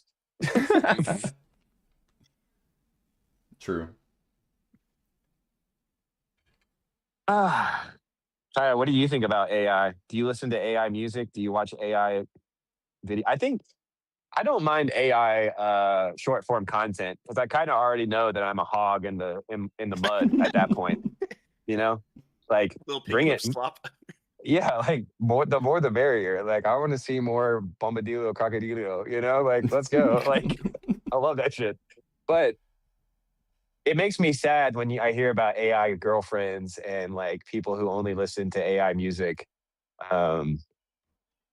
It's a good thing that we already got through the whole like blockchain and like what was that, the NFT wave before we hit this AI. Because can you imagine the amount of people who would be making AI art and then selling it as NFTs? I think that was starting to happen, wasn't it? Or maybe it was just very little overlap. Yeah, the Wasn't that NFTs died.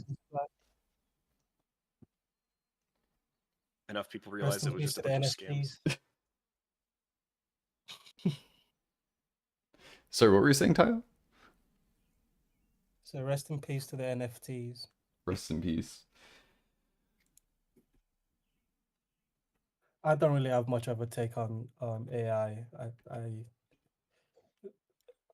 It was cool 3 years ago, or was it 2 years ago when we all lamented the end of the world. I mourned it. It was sad, but now it's just we're living in it. I try watching. I've tried many times to watch Satori's AI videos of his book.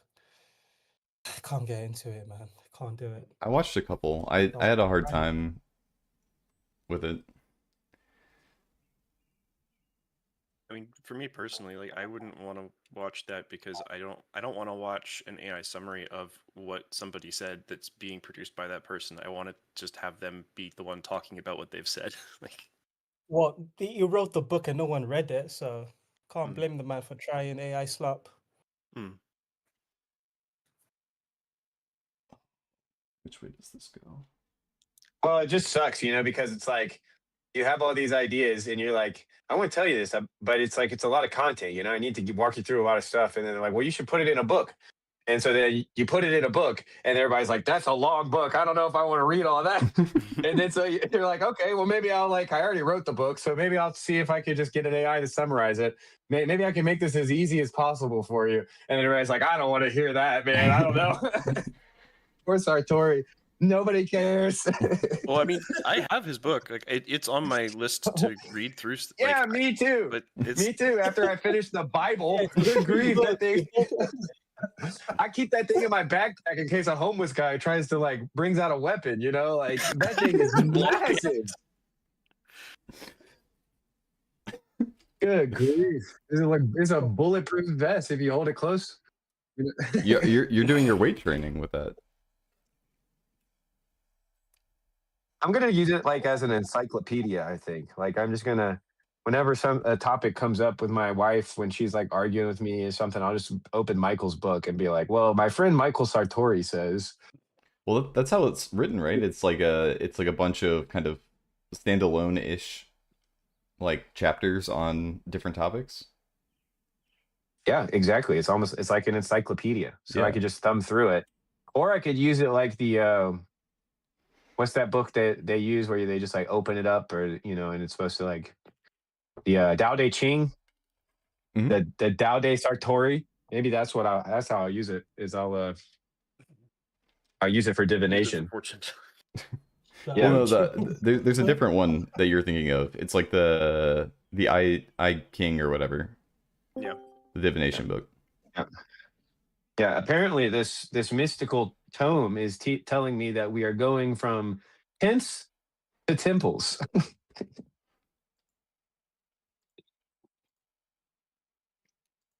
Marquez, how's it going? Welcome.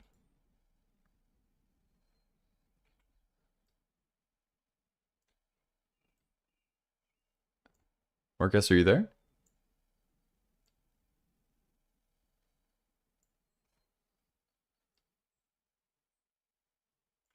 Testing.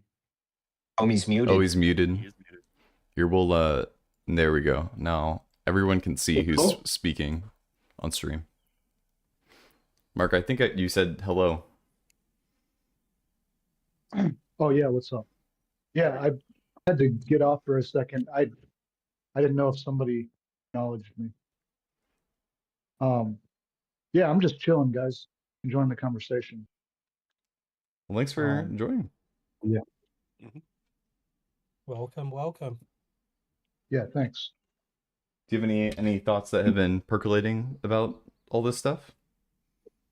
Marquez uses AI. He uses the choir thing. He uses it in a good way. Well, I think I'm gonna stop because people think it's AI, and the only thing I do is I alter my voice with it, but I don't actually use it to make music. So, and I hate that people think it's I feel like anything that has AI stamped on it is automatically dismissed by people who I want to enjoy it, and the only people that really enjoy it are boomers. So, well, no, I have people that understand, what I'm doing, but so yeah, I'm kind of I don't know. I heard this. We need to assemble a choir. We just need to assemble a choir. We need a bass, tenor, an alto, and a soprano.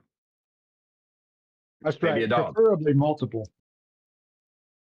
I appreciate that you know those parts, but yeah, it's I heard this Jack Antonoff interview. He was saying that it's he had an album with no hits on it, and then he was at this concert with this guy that had one hit and no album, and the album actually was more popular than this guy's hit, and all these things like the presentation and where people hear it first really affects how they receive it, And so I want to stop presenting things I worked 50 hours on in things that are just going to be dismissed as AI. you know. So yeah. McMore, I think you owe Mark an apology. How dare For you? what? For what? Calling what he spent 50 hours on AI. Yeah. I mean, I didn't say Well, anything he didn't say. I said he was using it I said he was using it in a way that earlier in the stream I said was kind of a valid. I thought of it as a valid way of using it. But um, I don't know. I don't want to bore you guys with something I said a bunch of times, but I do have 3 stages of art theory, and presentation is the third stage. And many artists that I've known have the most trouble with that third stage, because it's often the least fun and the most stressful. and that's why the music industry existed, because they would do all that stuff, and then and then on top of that, like take all the artists' money in the meantime. So, Well, I think the question we come back to with all the AI art is that AI doesn't have a sense of quality. Mm-hmm. Like, you always need somebody who's going to be able to come back and say, this is worth my time or not worth my time, or can curate it. And the only alternative I've heard is that there's this, I think it's Facebook who's developing this stuff, where they are developing like a model brain to like see how slop interacts with your brain, and so that they can like generate slop that produces certain brain outcomes that they want to see. Which is horrifying in every way possible.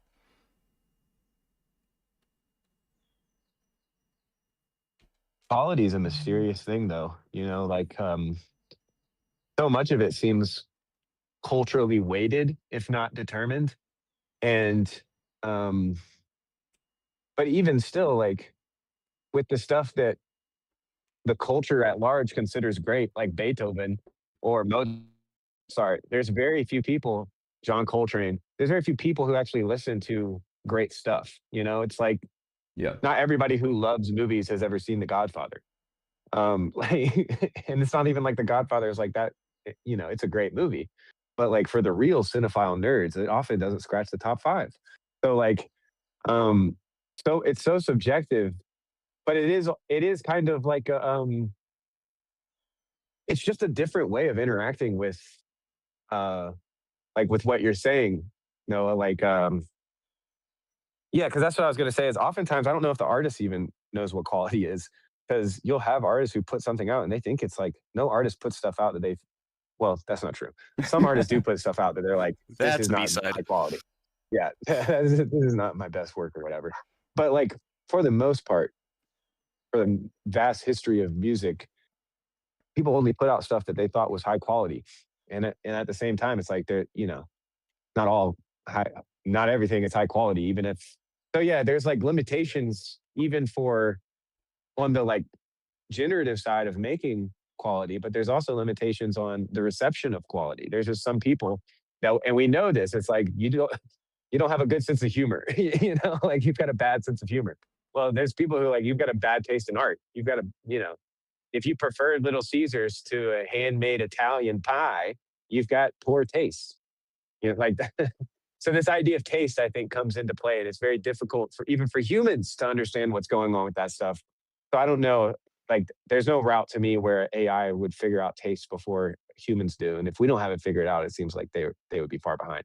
Now it's very likely that demons understand taste to a T. That's a possibility, but I don't know if we want to go there. We've already kind of hit on that.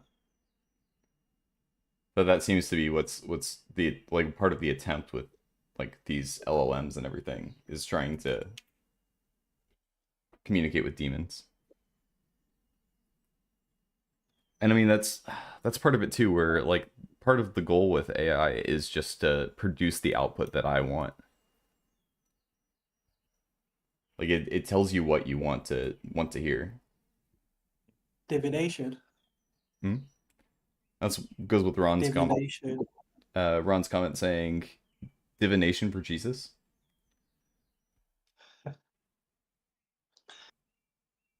Work for Ethan.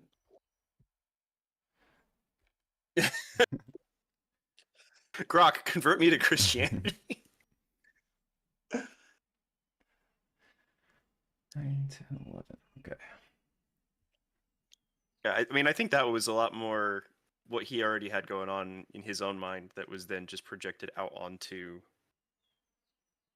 the AI. But they act as mirrors in a lot of ways. Oh yeah. It's not just what it's showing you; it's what you are bringing to that interaction, and then how that all plays out.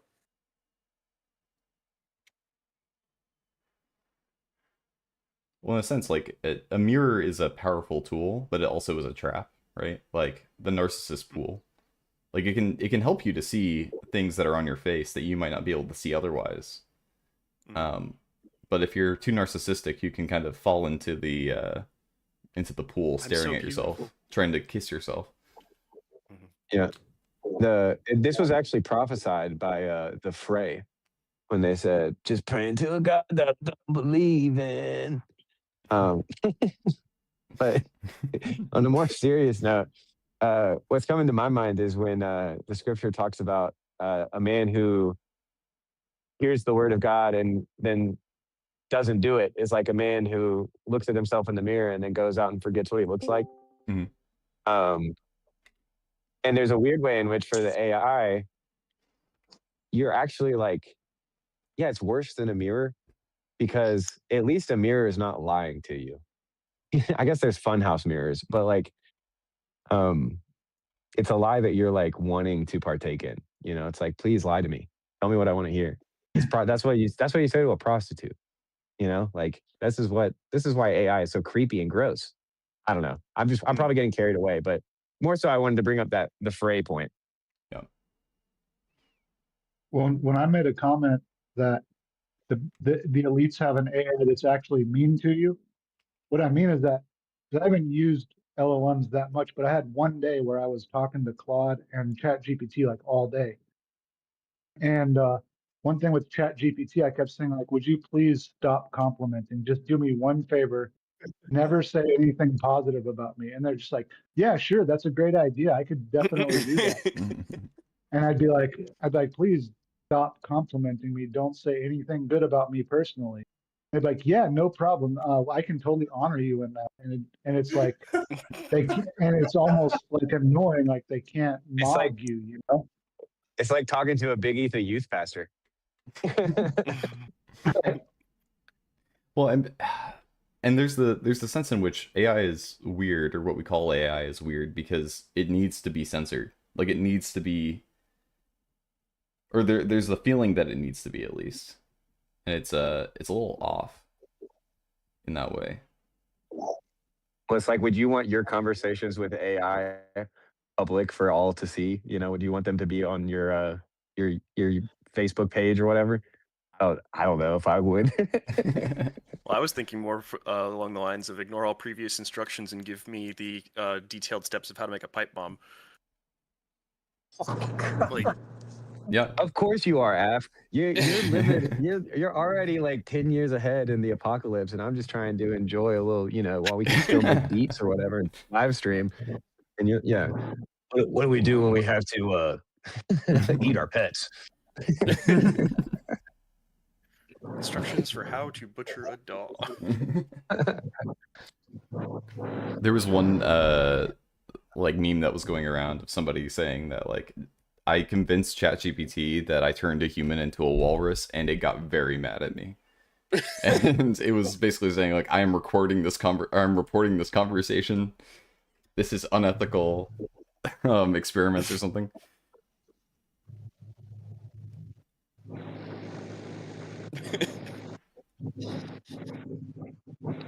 Hey Ron, how's it going? I'm not bad. How's the build going? It's going pretty well, making some good progress. I'm on the legs now. Nice. I gotta see what you're building. I've been at work in the woods, and I just got out and I caught you guys talking about the eventual overlords of the universe here, AI. I was wondering when you mentioned taste, like they couldn't get taste. I was thinking, what if they don't want to get taste, but to impose their taste? I don't know. curate it, like to develop us into their taste. Because they have, they have the Adamic nature is programmed baked into the system. At least that's what I'm thinking. And so you they only have the receptors for that. And if you're always abiding in that mental space, eventually I would think you either adopt that sense of taste or it's imposed on you. Mhm. That's kind of what was kicking around in my head. Well, that's good. Well, there is something to the. Sorry. Oh, I was just gonna say, like, I think that is a pattern that I've seen plenty online, especially in some like darker corners of trying to push people down specific paths and get them to act in certain ways. That there is this element of like trying to form people into what you want them to be, and part of that is cultivating a certain taste or desire for certain things.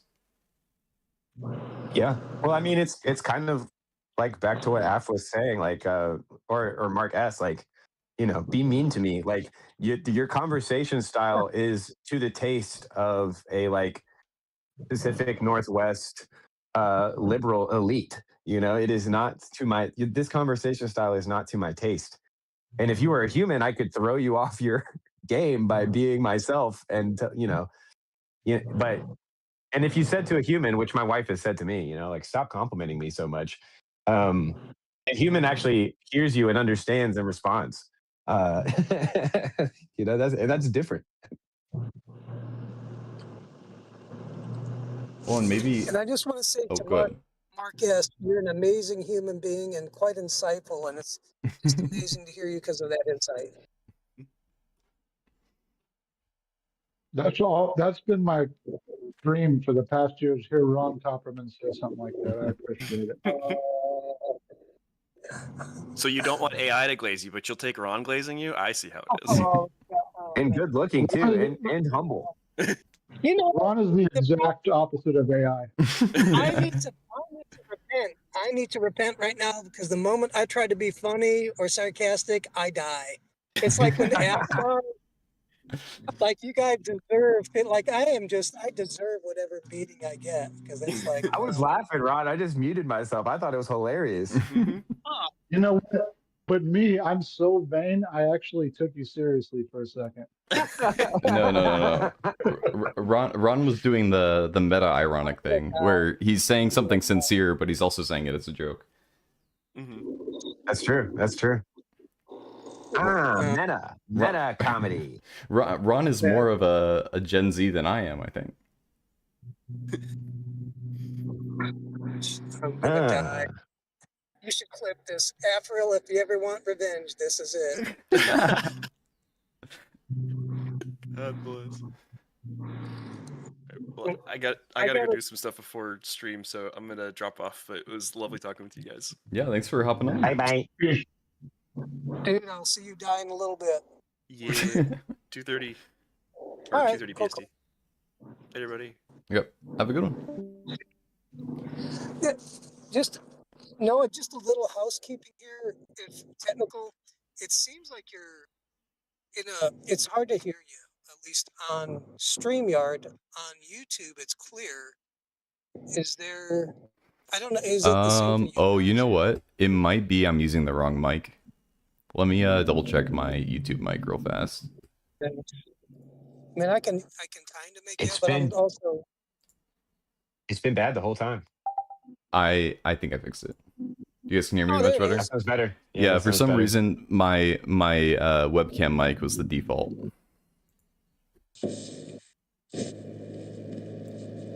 The AIs hate me.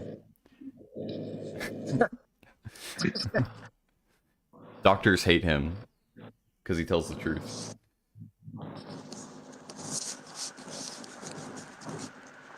A27. So what are you, like, I have not seen anything like on the package of what you're building.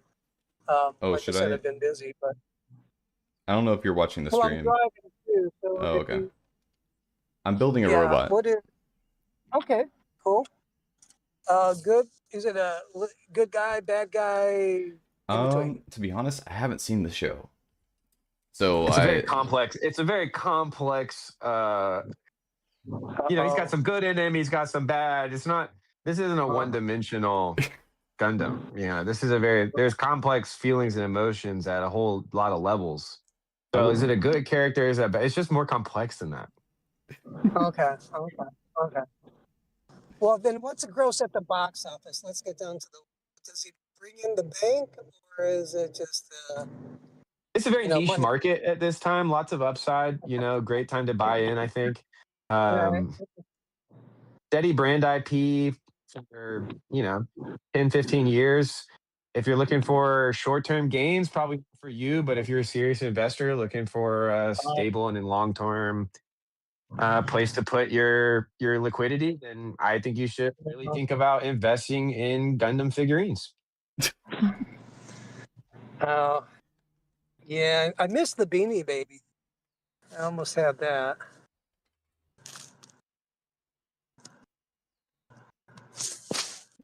What were the other big You fans? What miss you was it? miss the Pokemon cards too.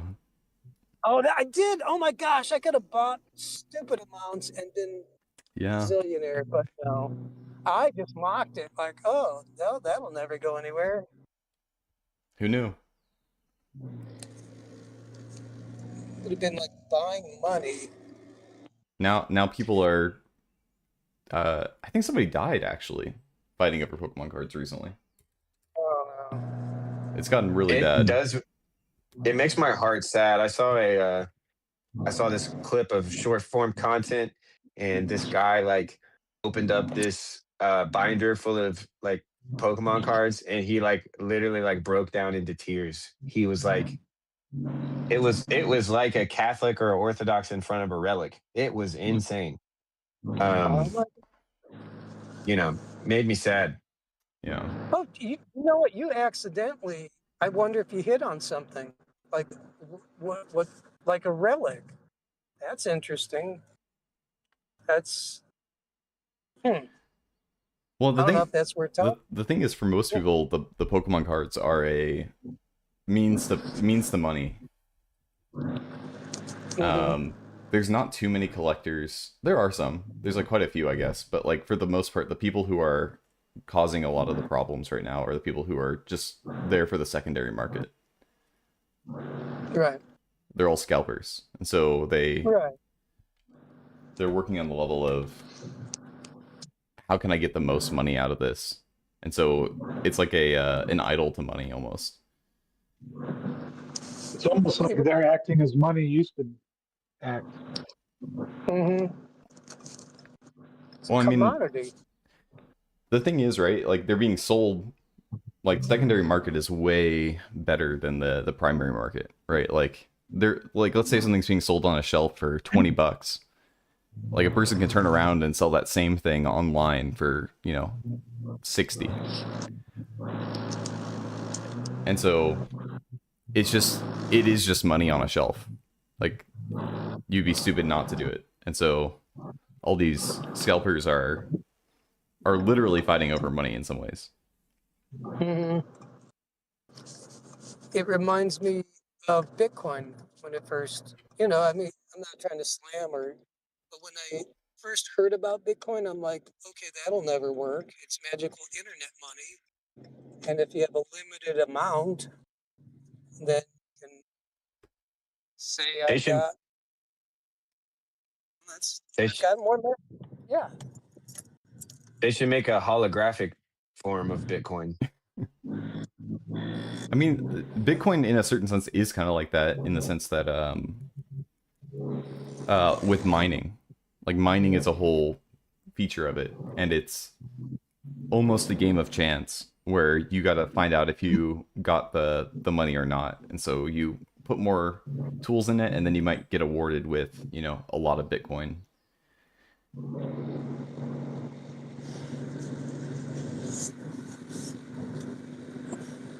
Seven. The children yearn for the mines. They do. I just saw the Mark Minecraft movie again. I'm sorry. Oh no, it's a very bad movie. That's all I was gonna say. Which one is it? The Minecraft movie. Oh yeah, no, I'll pass. Was-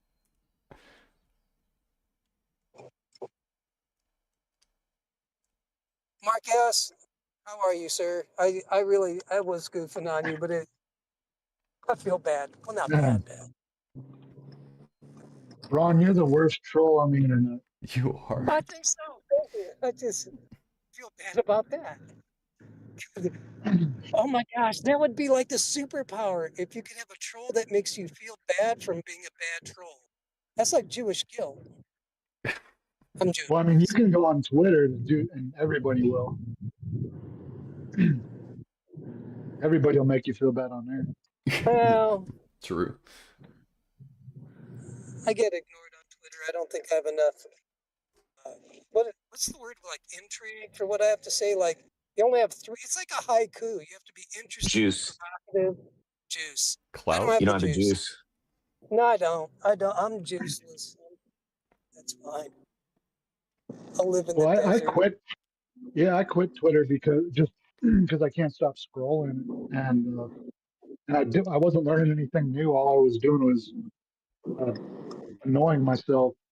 So I quit. But it's like I knew that in order to get engagement, you have to be spicy, and I just don't want to because there have been times where I'm like in an internet debate or something, and I can't sleep. I'm just like reading all the comments, and it's like I'm not doing that. So I I just used to quit. like I used to like when you would tweet it like some random time of day, like porn is bad. And I'd be like, hell yeah, brother. Yeah, I appreciate that. I liked when you were doing that. Well, those days are Well, gone. Now when I get on Twitter, nobody's saying that porn is bad. And it's just like not as good. Oh, you're just not on the right spots. They still exist. There's some lone warrior out there carrying the torch. Are there 10 good men in X on X? Are there 10 good men on X? If they're 10 good men, I will not destroy it. Oh, I like this. I like this. So that means if there's not 10 men, Noah is going to, it's coming. X is going down. All right, we'll make popcorn. I'm the president, so I have authority over that, right? I believe it. That's must have been what happened to my place. As long as it's not a war, as long as it's kind of a specific operation for Homeland Security, then I think you're legally okay. But if Okay. it's a war against X, you're going to have to run that past Congress. Well, it's not going to be a war because we're just going to, wipe it out. Preemptive strike. Yeah. Well, the thing is that I've heard rumors, and really everybody's heard rumors, that X was going to strike President Foxman first. And so before that happens, that's why that's why it's a justified action, is because we knew that X was going to strike first, and if we didn't strike first before they struck first, then we would have been struck. And we didn't, we didn't want to. Mr. President Foxman, he didn't want to be struck, and so that's his right. And so that's why he will have to destroy X. Okay. I would declare you my Secretary of Defense, but now it's Secretary of War, and that would sound bad. It sounds like we were having a war, but we're not. But you have to, if you're going to be the Secretary of War, you have to be able to quote, what is it, Ezekiel? What was it that he just quoted recently? Not Ezekiel. From the Secretary of War, wasn't Well, it? I think you've ruled yourself out, Ron. So you're never going to be whatever this position is. Yeah. I know. No, it was he quoted Pulp Fiction. He quoted the scripture, or the fake scripture. It was awesome. I was trying to think of always the bridesmaid, never the bride, like always the warmonger, never the war, or something. Wanting blood, but never get it. Yeah.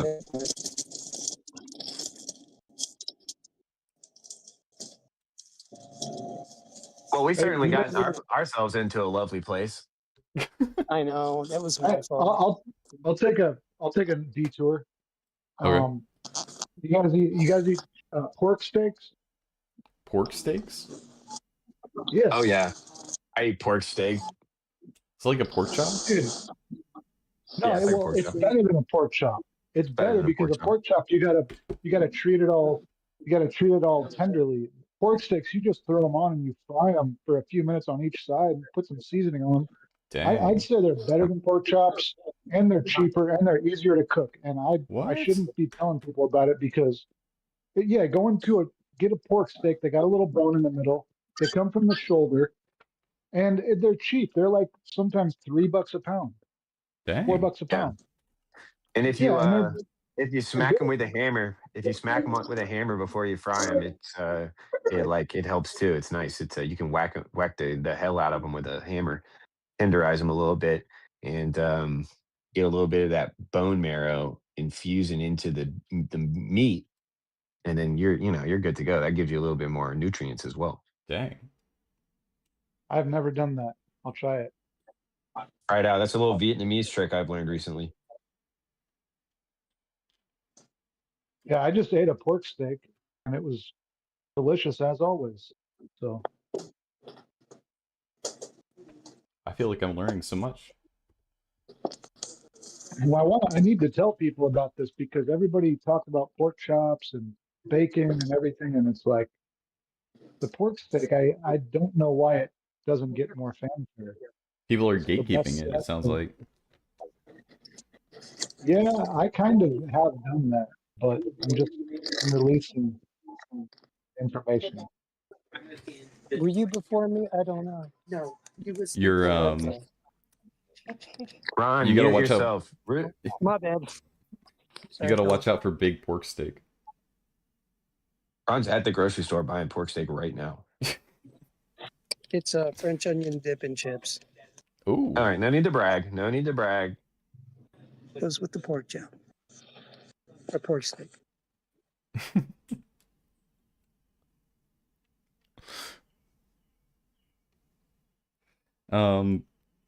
Okay, I'm gonna ask you guys because I never got a definitive answer from Af.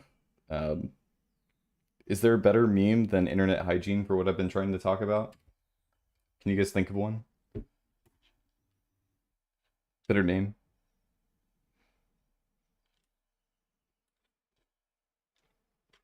Huh.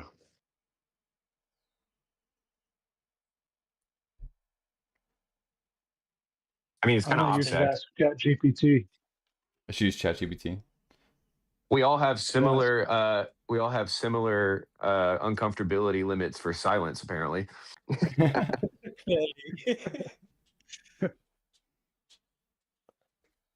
No, I don't. I don't know if I've got a good grasp of what it is you're trying to get at, but the grasp I do have of it, I think it would serve you better to go more the religious language route than Okay. the biology route. You know what? This is a little bit of a roast of it, but it might give you a way in. Sometimes when I hear some of you guys talking about like internet hygiene or whatever, it does make me think of that video of the guy who's like going to his grocery store and he like hops out of his truck and he's got a little bit of an odd body and he's like, the first thing I need to do when I get into a situation is I need to observe everything. I'm checking to see if the carts are where they normally are. I want to make sure there's nothing out of place before I walk into this grocery store. Have any of you guys seen the video I'm talking about? It feels a little bit like that. Like it's a little bit like preparedness or something, maybe. Yeah, and that's not what I'm trying to go for, but Well,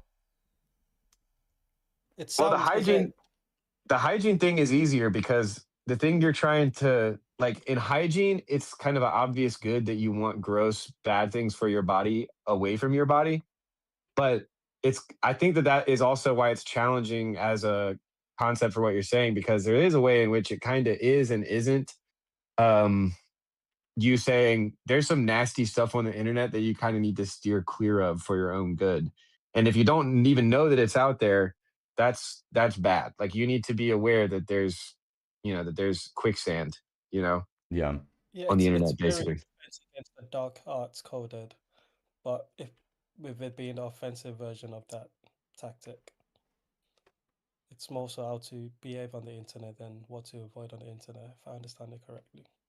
Well, those Mhm. same people didn't really like being called a part of the dark arts either, so that's difficult.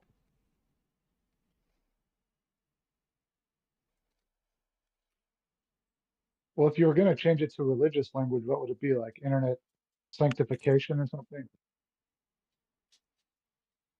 No, that's gross. It's probably why it's Internet wisdom. internet serpent wisdom. I think that's what it's wisdom.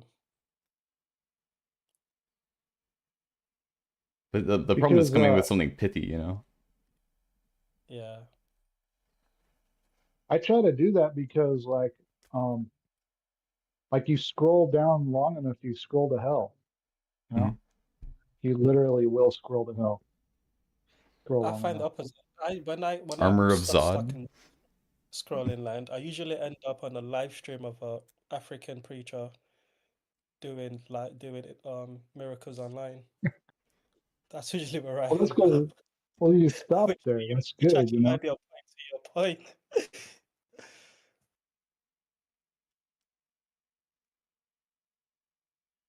Maybe it's just my feed. Maybe the demons are really after me. I think a lot of it for me, it depends on the my Instagram feed is very different than my YouTube feed, which is very different than my X feed. The worst of those is X, and I feel like the longer you spend on X, the worse it gets. Yeah. Um, Instagram and YouTube are more, uh, yeah, they're less extreme. It feels more curated. It doesn't necessarily feel um, like I'll be that surprised by the next thing I see. But it is more like it's more likely to give me a outcome of like an African preacher that is actually speaking to my soul than all the various horrible stuff you see on X. Well, for 4.99, absolutely don't speak to your soul. I need to ask them for money. Drop the Ko-Fi link in the live stream chat. My brothers and sisters, yeah, Ko-Fi/McMosav, please.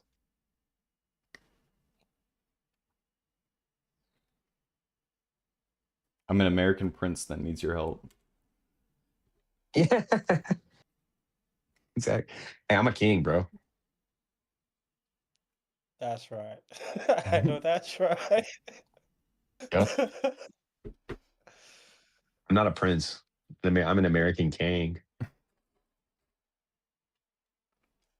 It's democracy.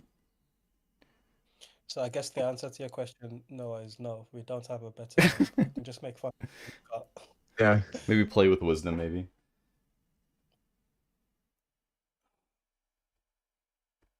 Well, The maybe when I say that the thing about scrolling to hell on YouTube, yeah, it does suggest better content than X, but I can maybe I think it is just me because I will personally I'll go on to see if anybody's streaming or to see or to like watch something specific. By the time I've scrolled, I forgot why I came on, and next thing I know, I'm watching something. It's like just wasting time. Like yeah. watching Oh yeah, something right. that I just it's like yeah, it's not bad, but it's like there's so much better stuff to do. So, Yeah, McMo would know what I'm talking about. I've spent too much time watching DJ Academics live stream and not caring about what I'm watching. And yeah, that's I've ended up in that side of the I've never done that. Let the record show. I've I, never done I that. I've never pulled up a DJ Academic live stream. I've watched oh, compilations of his face changing when Kendrick Lamar mentioned him. but yeah, I think you can attest to the depth of 80s. Oh You yeah. have to be watching those. No, Mark, you're right, I think, for the most part. I think that both me and Tayo, though, we just keep scrolling past hell and we get back to some like weird place of genuine weirdness that is kind of like wholesome in a way. I don't. Virgil Yeah, I brings don't. you I through. hope you. Yeah, I hope you don't hear us saying that we haven't been where you're talking about. Well, no, but now I feel like left out because I didn't scroll past Hell to the Genuine Weirdness. Well, yeah, you Yeah, should yeah, feel you maybe. should feel really bad about that. Actually, yeah, you gave up way too soon. Actually, you need to do more. You need to scroll No, no, more. no, no, no, no, no. That's not what we're doing around here. That's what I was trying to say. Now I Yeah, feel like I you need to. Trust your Okay, instincts. so Stay you're off. saying, so you're saying if you're going through hell, keep going. exactly. Keep going. Okay, Just keep scrolling. gotcha. Just keep scrolling. Just keep scrolling. Good. Okay. I Yep. I thought I was scrolling too much, but I'm not scrolling enough. Oh, no. Exactly. Yep. That is exactly right. No, that makes sense actually. I kind of had that Yeah. hunch, but Yeah, absolutely. Well, because is there anything else we can help you with, Mark? Any other life problems you got? I had Just keep because clicking that's when they're channel to the right. That's never gonna lead you anywhere bad. It's just gonna keep circling back to eventually good places. because If you keep that's all I really want to do is scroll in my life. That's all I want to do is just sit down in a room, nobody is talking to me, and just scroll Yep. and just feel good and just feel really good. And but I always thought I should do that less. But Nope. I'm Yeah. okay. Well, even better, Thank you you. can Yeah. turn it into content. So if you learn how to react with your face in like wild and unique ways, you can become like a sniper wolf or something, and just Oh, make money from scrolling. Yeah, you just put your face in a little square and you make the content really big and you just make faces like and a I could nice probably do thumbnail. that if I had a baby behind the camera, because I love making faces to babies. If somebody donates, $100 to McMo's Ko-Fi, he will react like a baby Yeah, to I'll shorts. I'll scroll and react. Yeah, I'll scroll and react for sure. if I'd you love to do donate that. to me, we will get him a baby to make behind the camera so he can make faces at. Honestly, if y'all did, if it probably wouldn't even take that much. Like if I could get maybe like 50K in Ko-Fi, my wife probably would have a baby with me at that instant. Like she would say, "Okay, we're ready." So just put that, all of you pronatalists out there listening to the Collinses, that's all it'll take for me. There's only My one viewer fertility can now, be bought. so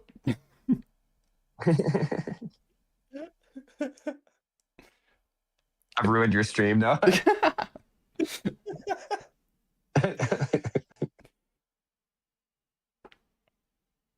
yeah. If anybody is it wants, now if at least anybody wants McMo to have yeah. children, donate $50,000 to his Ko-Fi, and he'll name the keep child scrolling. after you. And just keep scrolling. That's what I want to leave y'all with. Oh my goodness.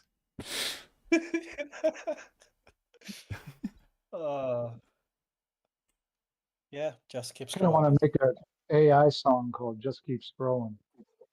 Just keep scrolling. Just keep scrolling. What do? We scroll. Make it like an outlaw country song. Yeah. Ding, ding, ding, ding, ding, ding. I'm scrolling. I came into a And then- desert town and I sat down in the saloon and I got on my phone and I said, "Leave me alone. I'm gonna scroll." Why the long faced cowboy? I haven't scrolled in damn near a week.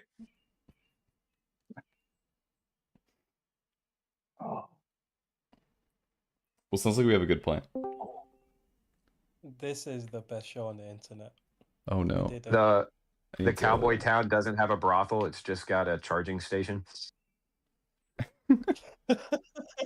yeah, like really good Wi-Fi. Hey Ron, welcome back.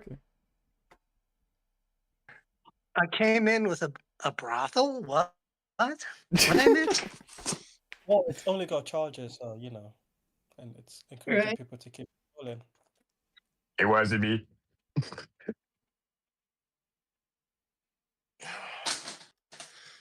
a brothel with good Wi-Fi. Now there, look at if that guy Well, did we were talking about an outlaw country song about scrolling. Oh, Was the prompt okay. originally? All right. This feels loose. What is going on? Something about like a cowboy that has a holster, and he's got his phone out and he can like do tricks with it. He like can flip it around and stuff and scroll like they have scroll contests, like scroll shootouts, to see who can like and comment on posts fast enough. Old black-eyed Billy was the first cowboy I seen who could scroll with all 5 fingers.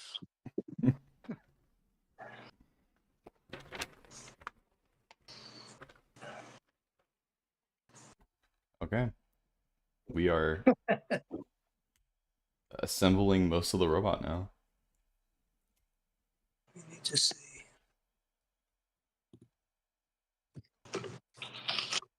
It's going from a One time, Gundam to a Gundam, son.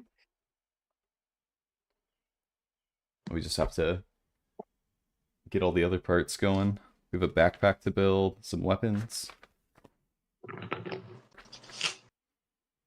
Like when you're talking about great works of art, which I don't know anything about, but like a great novel or a symphony, one thing I notice is that you got to sit through a whole bunch of boring parts of it.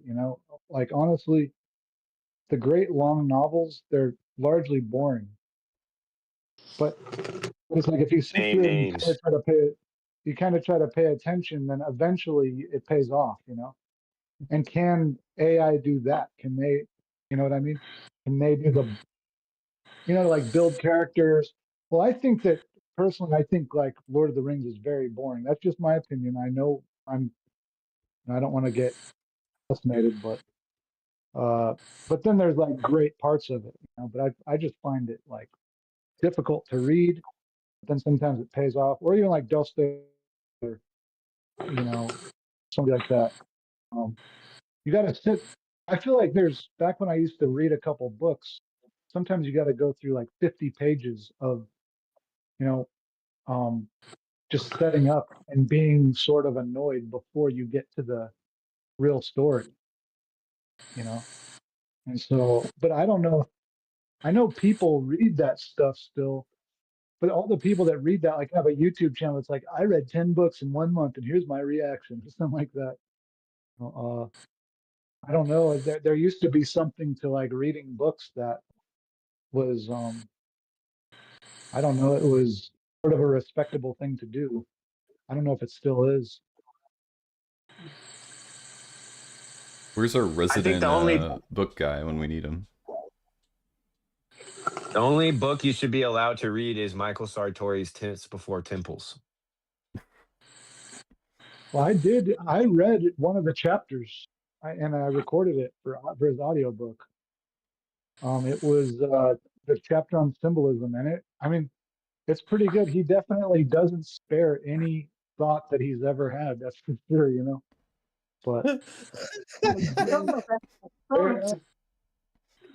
there were times when I was reading it, and all of a sudden I would just bust out laughing because places he goes sometimes, And I would have to go back and re-record because I wasn't expecting him to go there. Because when he's talking about Adam and Eve and their clothes and their, and everything, some funny stuff. But yeah. I mean, honestly, Mark, you're acting like we've read some of it. I don't think I could. I don't think I've read any of it. Actually, I feel bad. I really should I read actually it, do. but I listened to him narrate it. Does I that did. count? I listened to a couple of them. I should listen to the whole thing. Maybe that's what I'll do while I stream. I'll listen to the Tints Before Temples and make beats.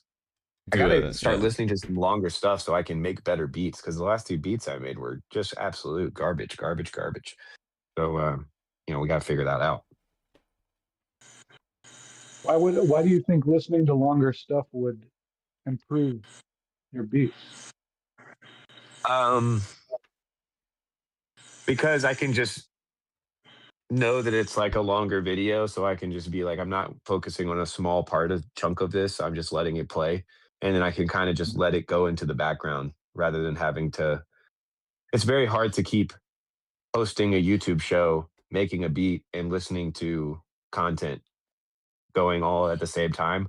But if I know that it's going to be like 30 to an hour long bit of content, especially if I kind of know some of the general thoughts, I can kind of put it in the background and work on the beat.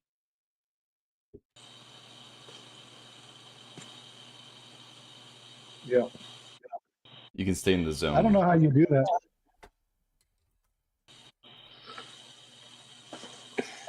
It's because I scroll so much. You know, that's more. Oh, I train by scrolling.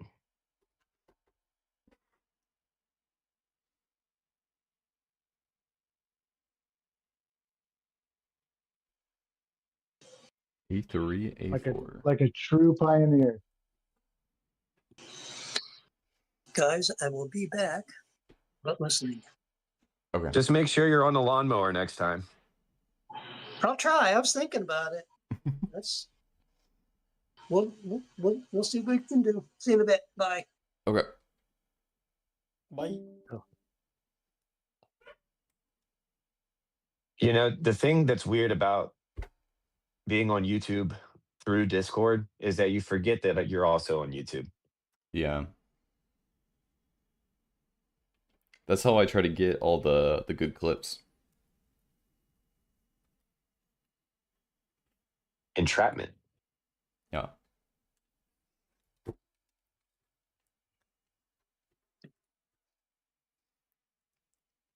I just needed to trick McMo into saying something like, if somebody gives me $50,000, I'll have a kid and name it after whoever gave me that money. I will not name it after whoever gave me the money. Was that part of the deal? You added that. You added that.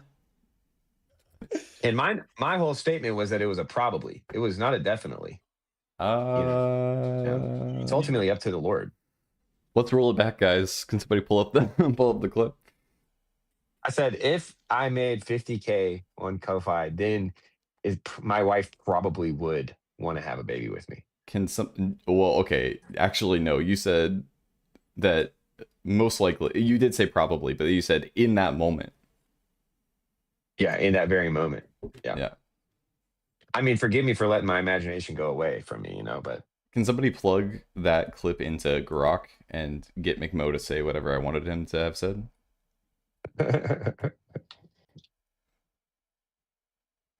I would love to have an AI me that could talk to people I don't like that much. Yeah, don't say that so quickly because Jeff P. What Jeff P. did to PVK on there. That what the clip from Grace played. Okay, yesterday, legally like, that was a joke. It was a joke that I wanted somebody to do that. Please do not actually do that. Legally, that was a joke. Did you just say legally that was a joke? Yes. Yeah. Your Honor, I was goofing. Your Honor, that was a certified goof.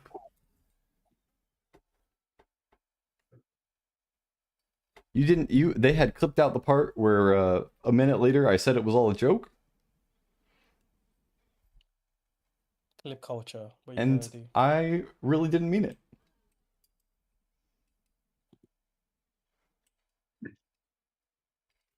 I was distracted building my Gundam, and I goofed.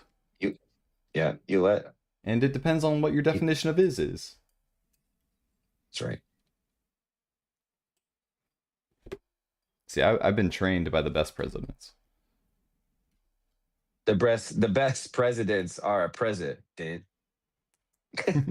I'm not a businessman. I'm a businessman.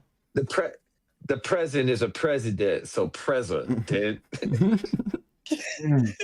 So true. So true. What is it? I'm trying to remember the real one. My present is a present. Like be present because my presence is a present. Yeah, so be present. One of my favorites is the Kanye lyric. How can you say I bring nothing to the table when I'm the table? Classic, yeah.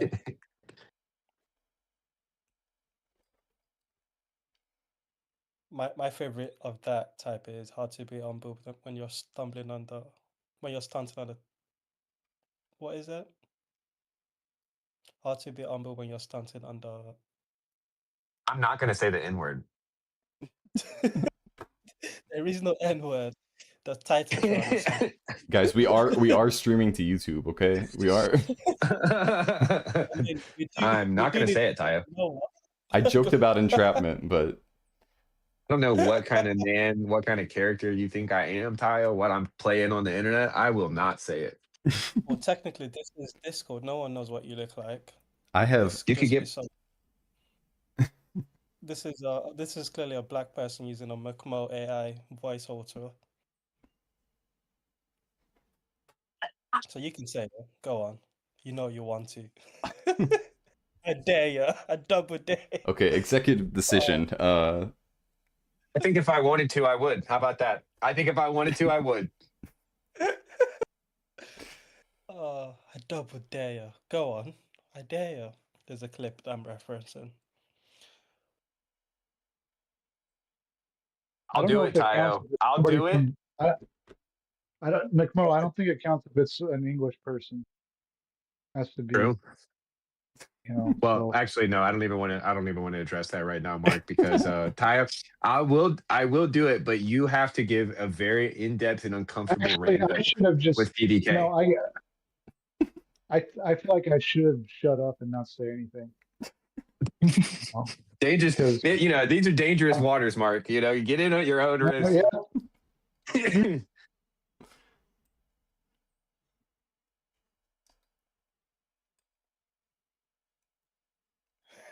So the weather we've been having. Silence.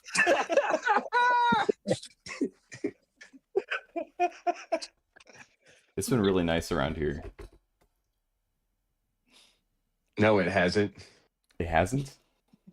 No, it's been rainy and wet and gross. You live in Seattle, you ding dong. No, it's been sunny up here lately. Always sunny in Seattle. That's what they say. I've seen iCarly.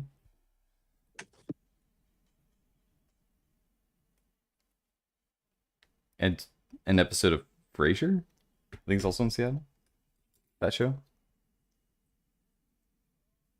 Frasier's set in Seattle? I didn't know that. Yeah. That's half the reason my wife was interested in moving here. Originally. Frasier, is that the gay one? Or is that the not gay one? He's the psychologist. Yes, okay. What? There are two shows. There's Frasier and there's the one with the gay guy and the girl together. But they used to play back to Gager? back. That one. Frasier and Gager? Frasier and Gager.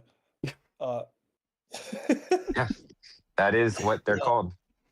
That was basically the double bill. And every morning, because I used to wake up first before all of my little siblings wake up for their No need to brag. Turn up, like watch the TV, and Frasier was on, and after it was the one about the gay couple or the gay guy and the girl. Wait, I think you're talking about Will and Grace. That's it, Will and Grace. Mm. Yes, Frasier and Will and Grace were the double bill. Never seen either of those.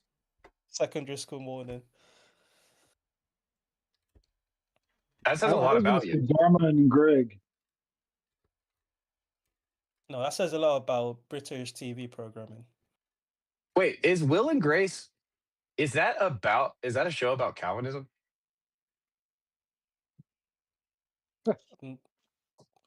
Maybe, I don't know. I was 12. Is it a Calvin and Hobbes situation where I dismissed it for being flop, and instead it was actually about John Calvin and the philosopher Hobbes? Wait, what makes you say that it is about Calvin? Is there something that's known? Is this a thing that people say about Will and Grace? No, I'm just guessing. I've never put two and two together that their two names are kind of like. Oh, I just got it. Will and Grace. Yeah. Yeah. Yeah. I just got it. They're a theological import, Tayo. I'm so retarded. What are you a bit covered? Is it? Hey, just because you can say the N word, you can't say the R word, bro. Yeah, Will and Grace. That's funny. I used to get up really early in the morning to play Fallout 4 in high school. Because I knew I would have to go to sleep at a certain point. So my parents wanted me to, have enough sleep before school. But they never thought that I would wake up earlier to play more video games. Yeah, So I'd go to sleep really that was early. So what were I you was saying, Tyler? thinking similar. If you wake up earlier, you get more time to do the things that you want to do without the parents bothering you. Yeah. I didn't learn that lesson until I was married.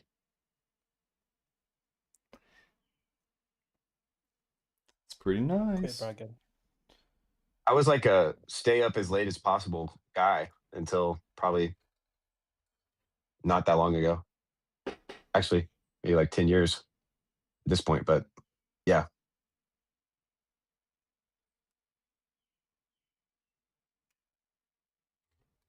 Can't imagine waking up early as a teenager. That would have been crazy. Oh yeah, I'd wake up at like 4, 5 o'clock in the morning. Same. But that was also because eventually my parents set a bedtime because of what they would think. Our cousin was staying with us. He was going to school, and at some point we were playing a wrestling game till like 1 a.m. And my mom came in and was like, "What are you doing?" And from that point on, she's like, "Okay, now I'm actually gonna set a bedtime." And I realized that going to bed early meant I could wake up very early and feel refreshed. So I was like, "Yeah, I'm good. Still wake up and do whatever it was." It was mostly revision, doing the homework that's due that day. I did do Early Oh. in that. the I morning. would do that. I would wake up and cram for sure. Oh, I was the type of kid who would like try to get it done at school if possible. So I would never have I to would think about it. I would do that in class, but as soon as class was out, I had friends to talk to. Oh. Who Yeah, still I said that I on a I did not have that. well, I should say one man's friend is another man's acquaintance, you know? That's also true. I sat at a table alone or with one other person for most of my high school cafeteria experience. Really? Yeah. Really? I can't imagine that. Oh man, you must have felt so sad and bad being such a big nerd. I just bully you for sitting alone at lunch. I probably would have come and sat with you a couple times. I was a drifter at lunch. I would go. I tried to. I would like sit with basically different people every day. But by my senior year, I got a good rhythm where I would hang out with. I'd start with a certain group, then hit up a different group at a certain time, then go outside and talk to another group.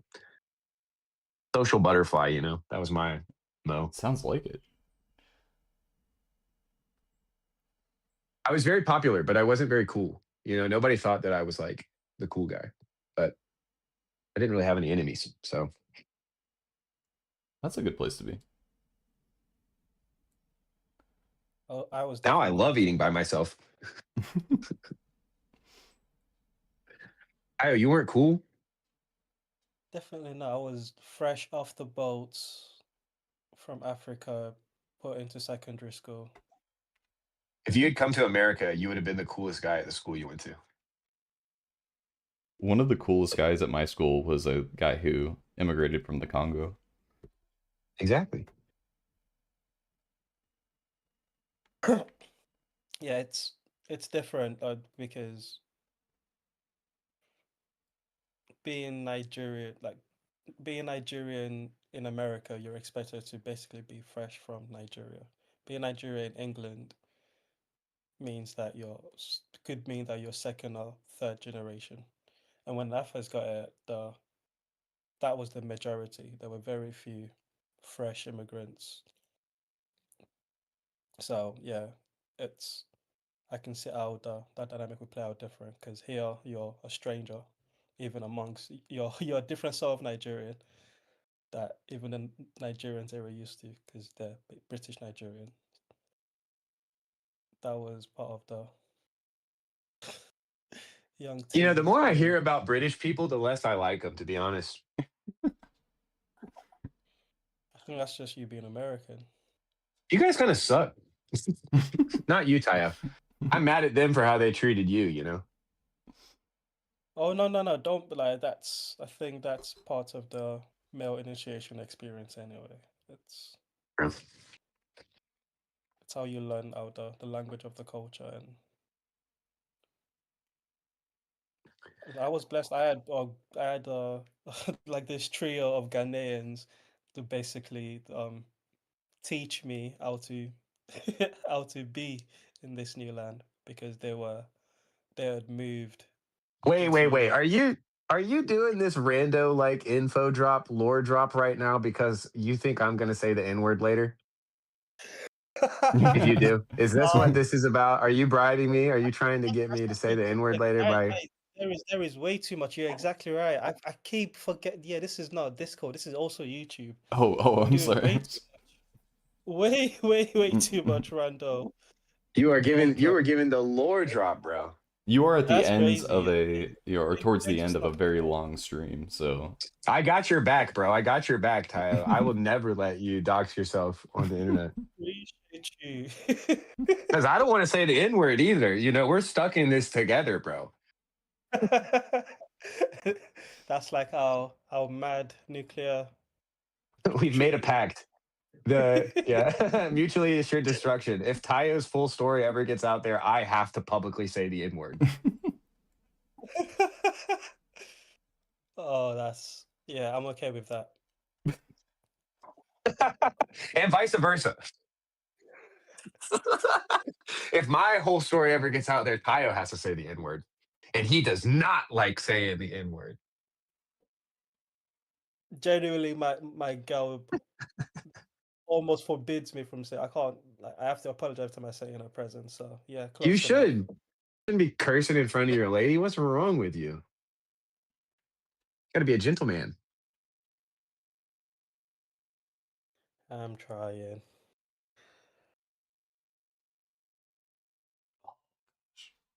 Uh, this whole stream, I've been playing video games in honor of Noah. And I'm oh, just what have you playing been playing? NBA 2K, and I just keep Nice. playing as the Hawks, beating the New York Knicks over and over and over again. Yeah, been there, been there. Oh yes, sorry about that one, bud. It didn't look pretty. Oh, did you guys know that E. Olson has a channel? I Yeah, think this is who I'm thinking of. He talked about sports on he like one of his first videos that like nobody's seen is called like Sports in the TLC question mark. I I have think it was not Olson. seen. He live watched 49ers game. I remember that. Yeah. Yeah. Yeah. Now that's the kind of TLC content I could get behind. I'm trying to Yeah, you get did back into actually. sports more. He wanted to start with golf, so I couldn't. I didn't Yeah, show I don't much know if interest. I can do. I'm gonna fall asleep if we watch golf. If there's too Yeah. much golf, you know.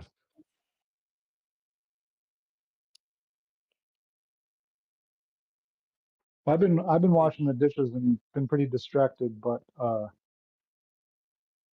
to go back, I don't mean to brag, but I don't think I ever did any homework all in high school.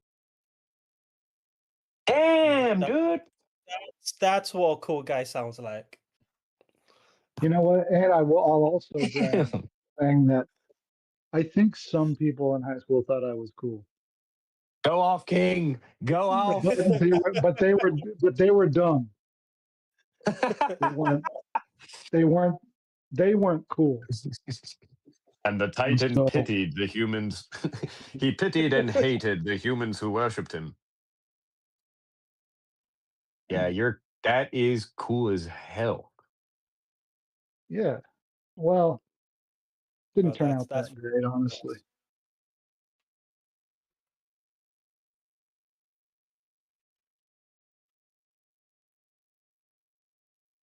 I don't mean It, to hijack it, it but does it does make me sad to think of little lonely Noah at the lunch table. Did you go to a big school, Noah? It was relatively large. That's what I was afraid of.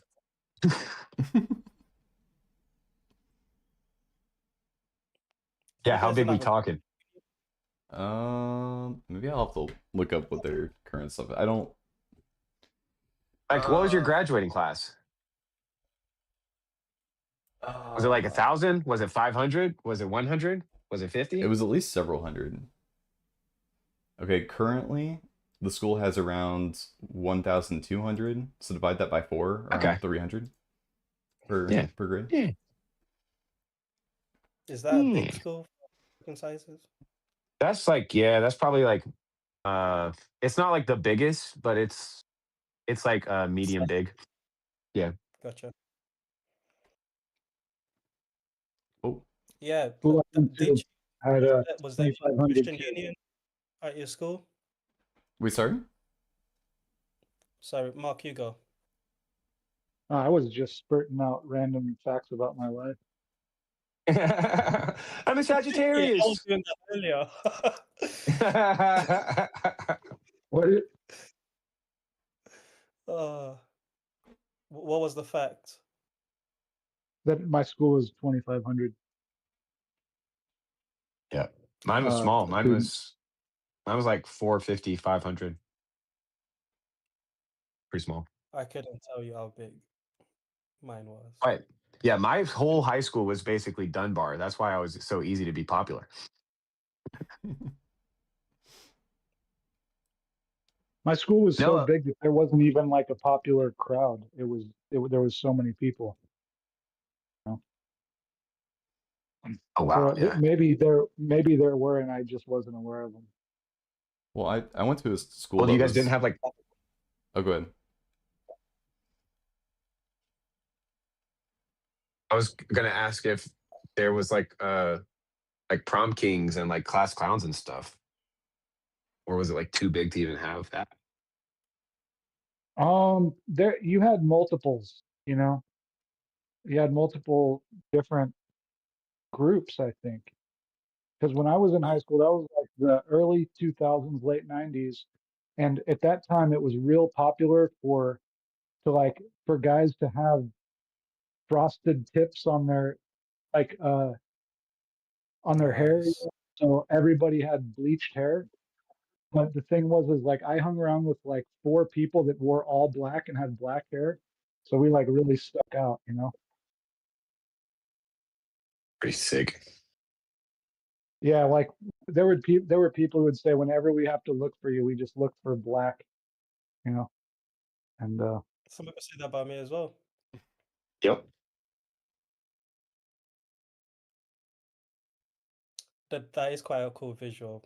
Marquez and his crew. 4 Yeah. black dots in a sea of frosted tip.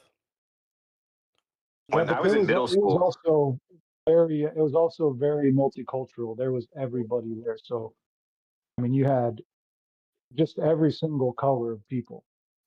It was kind of crazy sometimes.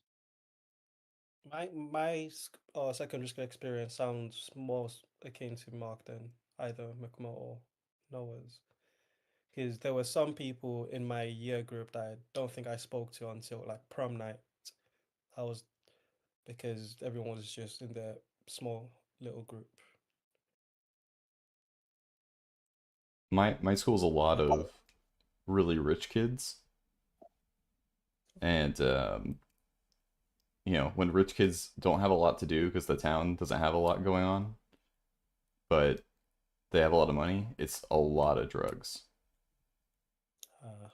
So it's a big party scene with a lot of not great stuff going on in the background, from what I've heard. Good. Now I'm glad you were sat alone. I don't want none of those rascals compromising our Noah. No. That's true. They could have corrupted him. Imagine Noah as a partier. I can. Pretty I rough. actually can. It's a good time. I'm not gonna lie.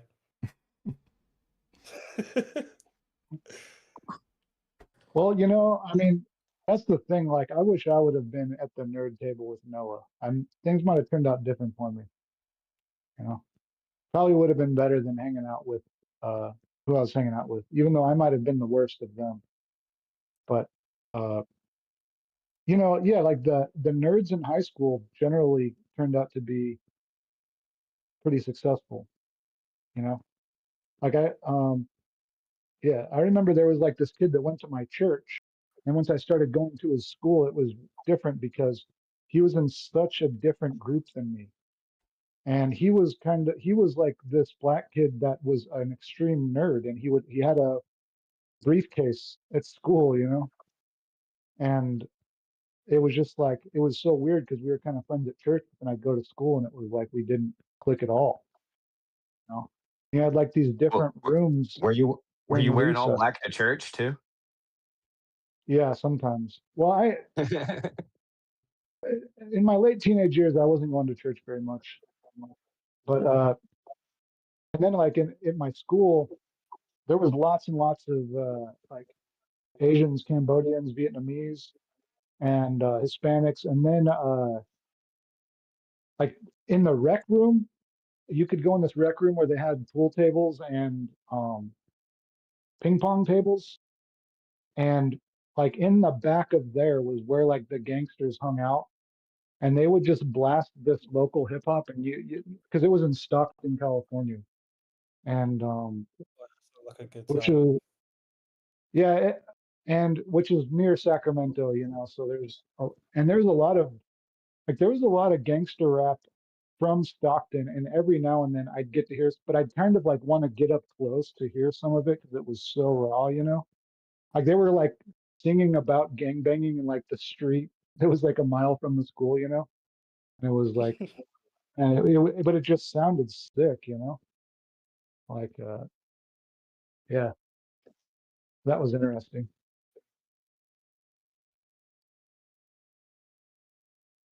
Yeah, I remember when this is maybe going a bit off track, but when drill music, UK drill music was being popular, I I got a taste of what it might have been like in California with all of the music coming out and referencing the places that you grew up in and painting a picture of it. Well, in my case, I was like, doesn't sound exactly right, but I'm not in that world, so the underworld of London. I'm trying to guard myself from being the old guy that just talks about the old days. I want to stay young, look forward. But I'm almost triggered to just start talking about how it used to be back in the old days. But I won't do it. I mean, that's kind of what we're all doing. Isn't one of the reason for the being in crisis because old men stop talking about to young men about the old days, or young men stop listening to old men about the old days and the lack of wisdom transfer? I think the conservatives want you to think that. Yeah, I was gonna say. I think that's what Peterson wants you to think. That's what The problem. that's what old guys want you to think is that you should sit down and listen to them talk. And they might be right, And they're but right. still. Yeah. Well, sometimes, I mean, I don't know why. I have this curse. I don't know what it is where I get singled out and get talked at for a long time because I'm like, I try to be a nice guy and listen to people, but then, you know, I just, As well. You got a kind and face, Mark. I don't even have that. It's, You do. You I do. don't know what You it is. do. Um, but it's like, you know, I'll be like, all right, cool, man. Well, I'll get going. And then they just keep talking, you know? That's all old people, though. And It's funny. I'm not going to be that guy. I won't. All right, we'll see. We'll see.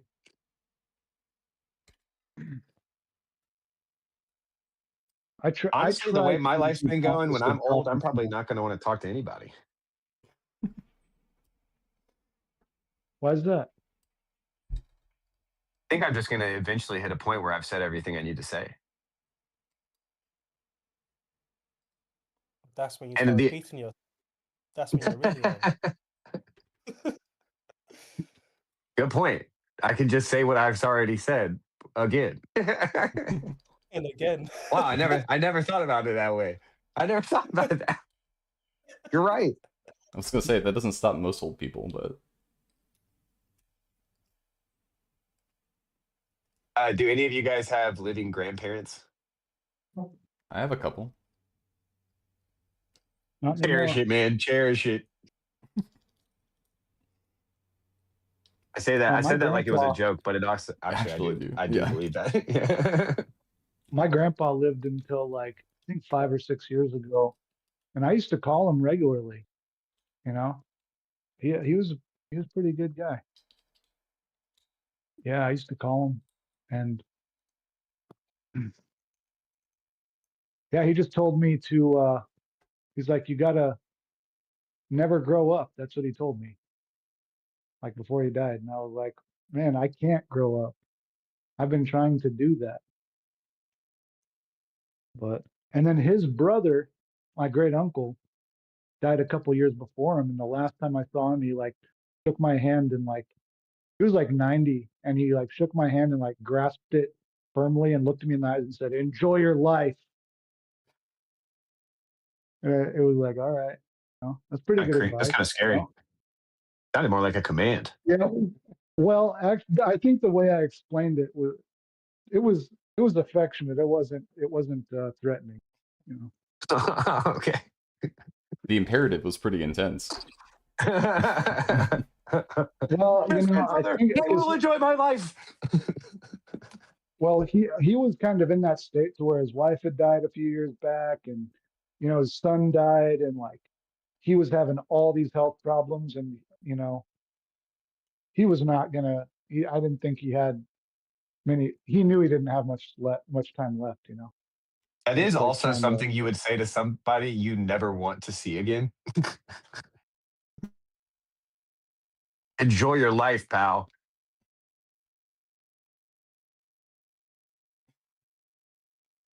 Maybe I'm missing that one. What? Oh, Like, you guys haven't it's like a ever goodbye. Like, yeah, like if you get in like a bar fight or you almost get in a bar fight and then they break you up and you're just like yapping at the other person and they're like, F you. No, F you. Enjoy your life, pal. As you walk away.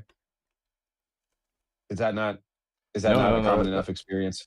I mean, I understand what you're getting at now. See, that's why Enjoy I'm your not going to life, be like. pal. That's not why I'm not going to be the wise old conservative man giving good advice to the next generation because of things like these. I share an affectionate story and it turns into Don't I'm a grumpy curmudgeon, Mark. Don't base your success or fail rate off of me. Good grief. it's just the kids they don't listen these days. Back in my day, an old I can't man wait to get Anderson. age of complaining about the kids and the kids not listening. I'm already there. Tired of the kids. I'm tired of the people my age too. They don't listen to me anymore. I'm pretty much tired of everybody, to be honest. Quite the optimistic note we found ourselves out now. Brett is I saying, only like people that are online that I can just shut off at any moment. Yeah, I really only like you three guys. And the chat. Don't forget the chat. Yeah, In the and chat. everybody in the chat and the people watching this Yeah. in the future. The chat is Nah, some of those are iffy, best. but the chat's good. Yeah, but in this moment when they're just listening to us talk, I do, it's okay to, I don't think that I'm not upset with that. You know, I don't feel uncomfortable in their ears. You know, I feel quite relaxed in their ears. Can you imagine if this conversation, we were all just miniature people inside of everyone's AirPod? We were just sitting in the little AirPod. I've run out of things to say, folks. Can you guys hold it down for another minute here? I'm gonna check to see if I'm needed. I keep hearing a tapping. The tapping, is it Matt Krotz? Is it Matt Krotz Simone tapping? Krotz is living rent free in my head. See, living rent free in me head.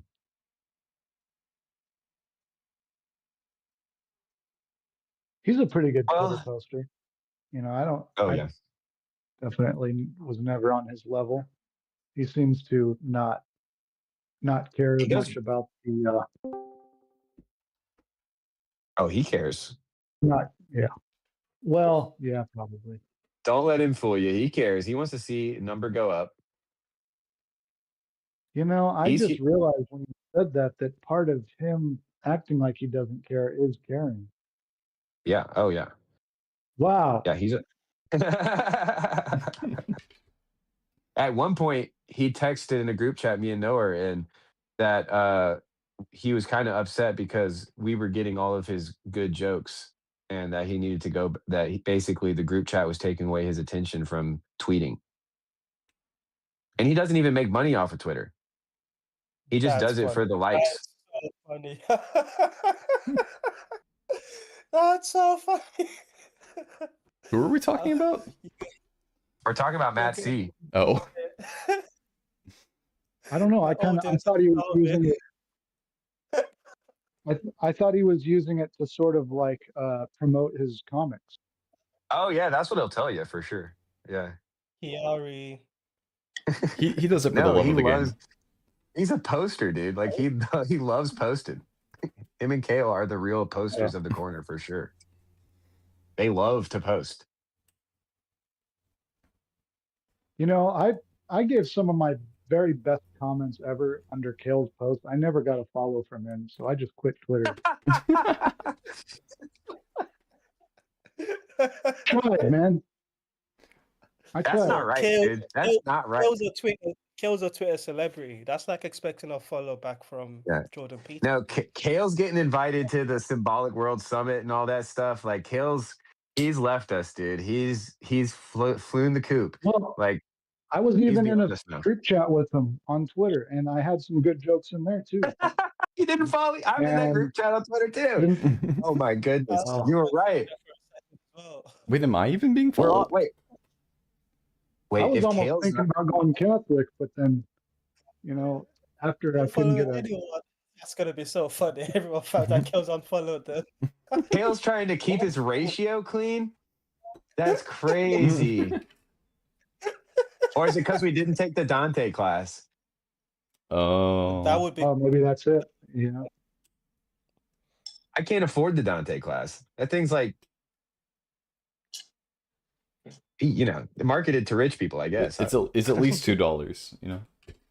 For somebody who I've made branding for, you know, I'm like, there's a paywall to hear you talk about Dante. You talked about the autism tapes or whatever that podcast was called for free. Now you're going to pay, you know, now you got to pay to listen to hear you talk about Dante. The stream's gone on too long. We're shitting on Kale. Okay. I'm gonna shut it down here. Any last words before we?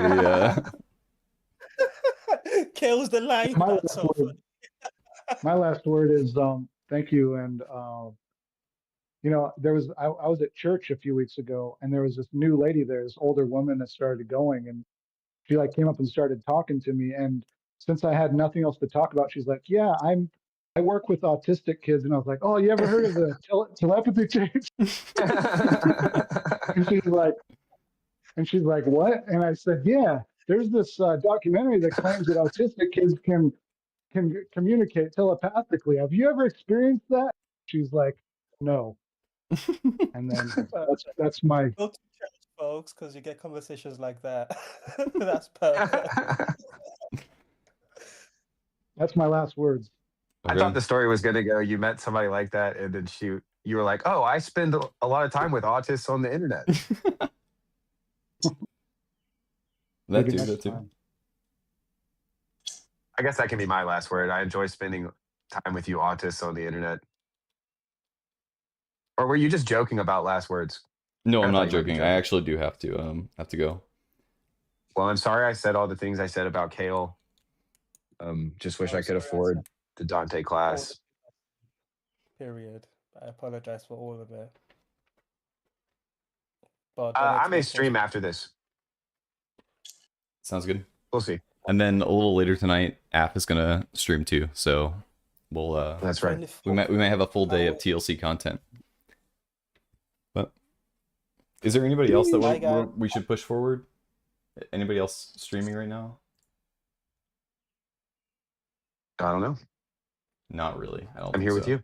Okay, never mind. Well, bye everybody, and don't you dare go hollow is what Af says, I think.